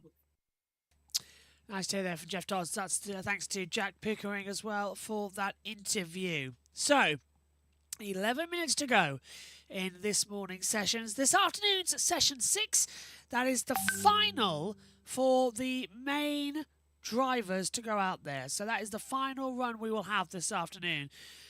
Then we will get all into the action for the women's test tomorrow, where we'll hear from all of the interviewers that we've got in the morning, plus the press conferences. And in the afternoon, we will show you every single bit of content we've got from Formula E testing and give you everything bounced back and get a full-on recap of the 5 days we've had here in Valencia. It really has been a brilliant time, and I hope you're all going to join us this afternoon for some more action. De Vries still holds the time at the top, 1:21.652. All top 5 are under a tenth of the Dutchman's time. Dennis the closest, just now, well, actually Mortara now the closest by 24 thousandths of a second, 1:21.676. But Mahindra are absolutely flying here in Valencia. They really are having one of the best tests they've had, and it's great to see what is going on. So this is going to be very, very entertaining. So, as they continue on, we now see that we have... Well, who's out there on the circuit right now? 11 cars out on track, 9 are in the pit lane, which is a lot better. But Roland's still doing a 1:23.899. Looks like at the moment that the Nissan squad have just sort of dropped off in pace, which is kind of disappointing, really. I was expecting something more from them overall, but it hasn't really seemed to come into fruition, which is ever so slightly annoying, but you can respect why there's been difficulties out there on the circuit. Right, in case you missed it from earlier on, because we're going to have the teams and drivers press conference this afternoon coming up later, let's just send you back and catch up with what the drivers had to say yesterday in the press conference.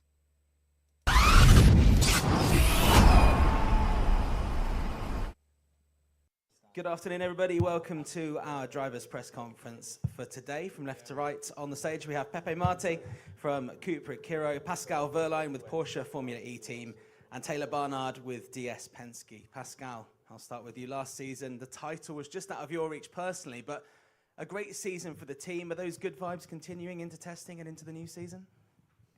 Yeah, I think finishing third in the Drivers' Championship and winning the Teams and Manufacturer Championship, you cannot say it was a bad season. So we definitely take those positives. We take that we, won every title within the last 2 years, and now it's the last season of the Gen 3 car, and let's make it everything in 1 year.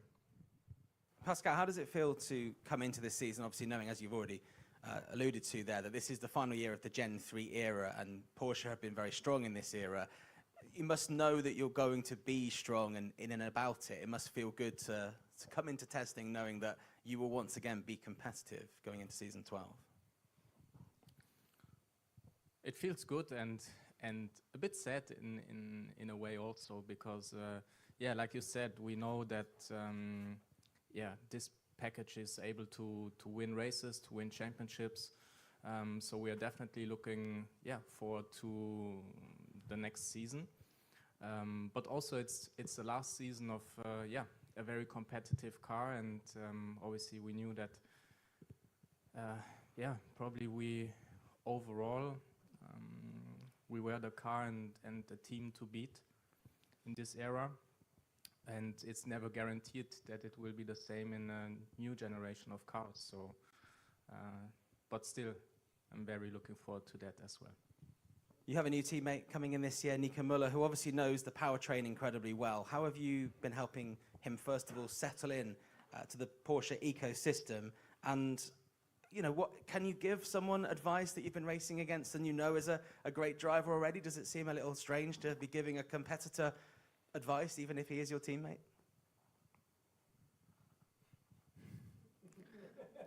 Depends on who it is. With Nico, it feels not strange at all. But no, jokes aside, I mean, yeah, it's great to have him in the team.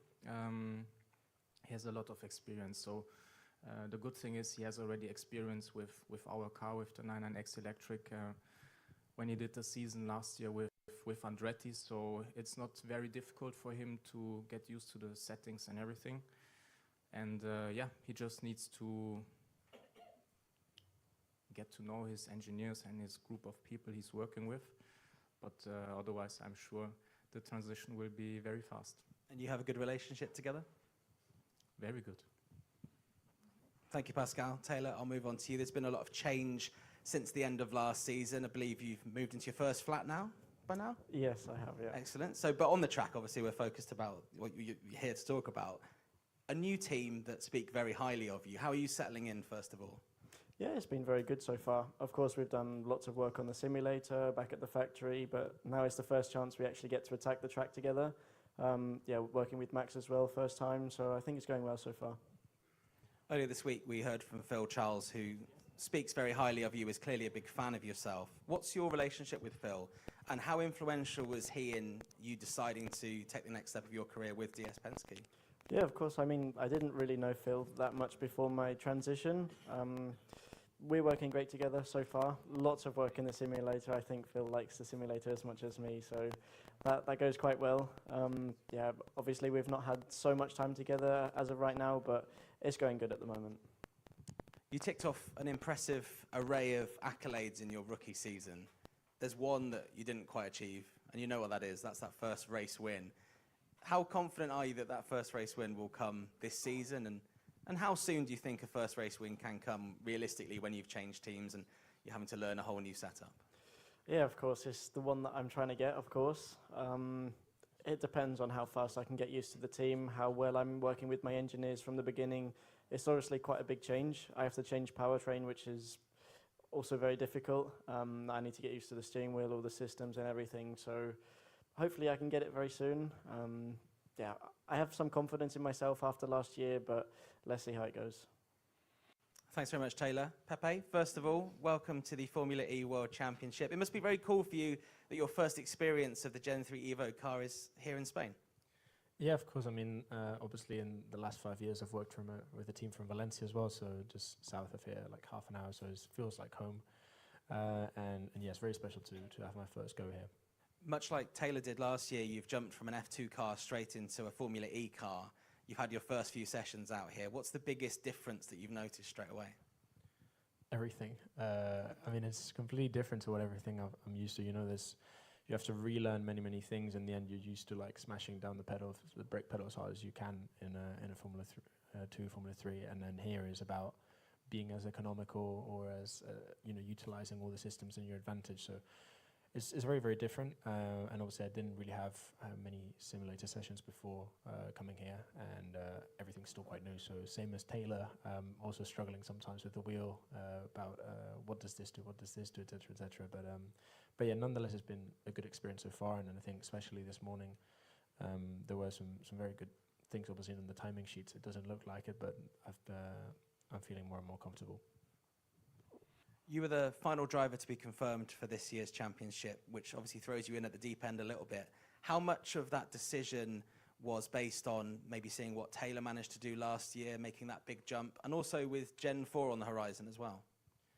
Yeah, obviously Gen 4 and a race in Madrid as well, which is something I'm very excited for, was a big implication on it. But then again, it's a competition, and it also was a step for me to become a professional racing driver in the end in Formula 2.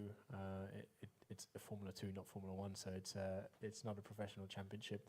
Whereas here, this is a world championship, and obviously we've got drivers like Pascal who are very proven successful drivers, and yeah, some of the best in the world. So it's also good for me to learn and to keep improving. Question for Pepe: how was your first experience in a kind of rare race yesterday? Well, not great. I had a bit of an incident. It was slightly adjacent to myself, but then again, yeah, it was quite interesting. Obviously, there's a massive concertina effect, which I'm not used to in the slow corners, and all of that is completely new to me. So so it was very interesting to be a part of one. Obviously in Sao Paulo, I think I'll get a probably more real, fierce experience of what the racing is like. But yeah, it feels quite interesting. I think obviously if you're at the front of the pack, it's like in any racing series. If you're at the front, you obviously have a bit more control. So hopefully we can start somewhere in a decent position, and then that obviously gets you out of many trouble. Thank you very much. One more question from anyone? The question is if you have noticed the difference in the tires between your session yesterday and the session today. No. No. If he says no, then I also say no. I say yes. For me, it was a big one. Thank you very much. That wraps up our driver press conference. Driver press conference wrapped up, and we have 30 seconds left of this morning's session. JT, fastest times on the board coming through. Norman Nato. Yep, a 1:21.502, fastest lap of the week. Top 5 have pitted over the line now. Goes Vern to start a lap, as well Barnard. But the first to take the checkered, I believe, will be Oliver Voland, as he will not get through the chicane in the next 2 seconds. Yeah, flags out now, which is good actually, because Roland, bless him, was down at the bottom for the majority of the session, so needs to improve up the order. But Nato for Nissan tops as well and gets over as well of Nick de Vries and Mahindra, so they are ahead now, which I think is quite a margin, quite a success margin as well to come into it. So surprise, surprise at the front of the field as they come over the line. Nato, de Vries, Mortara, Dennis Tickton, they're all on the pit lane. They will stay inside the top 5. JT, what do you reckon ahead of this afternoon? I know we're going to be showing quite a lot of the press conference footage again and a couple of interviews. What do you think we're going to see in terms of the lap times? Will they go full out this afternoon, or is it going to be just lift and coast to get the final 3 hours in? Well, it's the final 3 hours, and hopefully that we'll get some decent running, because it's the final chance for drivers to get their cars all ready before we get the season started, as we just have the final couple of cars come across the line now. Giamano is back with us. Hello, Jack. How are you doing out there? Yeah, not too bad. Not too bad. Very busy morning. Very busy morning. What's the plan for this Doing all the afternoon? behind the scenes. Yeah. We got a lot planned, ladies and gentlemen. We will try and get these interviews out to you as quickly as possible. We should be speaking to Fred, hopefully. So this is still to come on the live testing show. Don't go anywhere. Hopefully we got an interview with Frederick Bertram, because obviously Mahindra are doing a very good job. So we should have 5 minutes with him at 1 o'clock when the session starts, pretty much. No, 1 o'clock our time, actually. So we might be able to get out that's 12 o'clock your time. So yeah, might be able to get that out for the afternoon show. I'll try.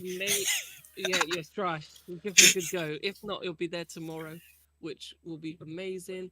We have a bunch of interviews as well. We're hopeful to maybe have Tommaso Volpe potentially join us live in the afternoon session around 2:15 from Nissan. So the Nissan team principal may be joining us live. We're also hopeful that Mark Preston will be joining us live at some point. I did send him a text, and he said he is going to go. You just need to find a time with him. So maybe during the lunch break, find the time. So we're still in the same boat with that one. So we've got. We'll be interviewing Chloe Chambers, Bianca Bustamante, Ella Lloyd, and Alice Powell. Not all of them will be available for today because they're a bit later on in the day. And then hopefully we're going to get the big one, which is Juju Noda, because there's obviously lots of sides over them. We have had positive talks of Jaguar. So hopefully we can secure that, get the interview done, and get that ready for tomorrow. So lots to stay tuned, obviously. And lots of interviews that we've already done that if you haven't heard yet, we can play out again in the second show. But obviously, last 3 hours, fingers crossed, we get some quick running. We get those final. We got a lot more drivers. I'm looking at lap times now. So all the way down to Buemi, which I can't see what position it is because the TV screen is 14th. All of them down to 14th is 21st in the 21s now. right? Because normally we were having 21s and then in the 22, so we're getting down there now. So I think it will be that final push, qualifying runs, fastest laps. Let's see where we are, get a rough gauge ahead of Sao Paulo. So I would definitely tune in for the afternoon session, because I know they say testing doesn't give us the most reliable amount of time, but if you want to have a rough idea of who might be quick going into Sao Paulo, you have to watch the afternoon session. Absolutely. Thanks, boys. Over there as well. Here's the running order then. It's Nato, De Vries, Mortara, Dennis and Tick to the top 5. Evans, Drugovic, Muller, Barnard and Marty the top 10. Verline, Cassidy, Roland, Buemi, Da Costa, Gunther, De Grassi, Verne, Maloney and Ericsson in the 20. My thanks to Jack Pico and Jack Giamano. My thanks as well to you, JT. And we'll have Omi back with us in the afternoon session as well, plus a whole heap of interviews and actions to come across here for the Formula E testing on JB Motorsports and Formula E Zone. My thanks to all of you then for your company. We'll be back. One more session to go with the main drivers, and then we are all go for the women's test tomorrow. Enjoy your lunch break. We'll see you then. Take care. Bye-bye.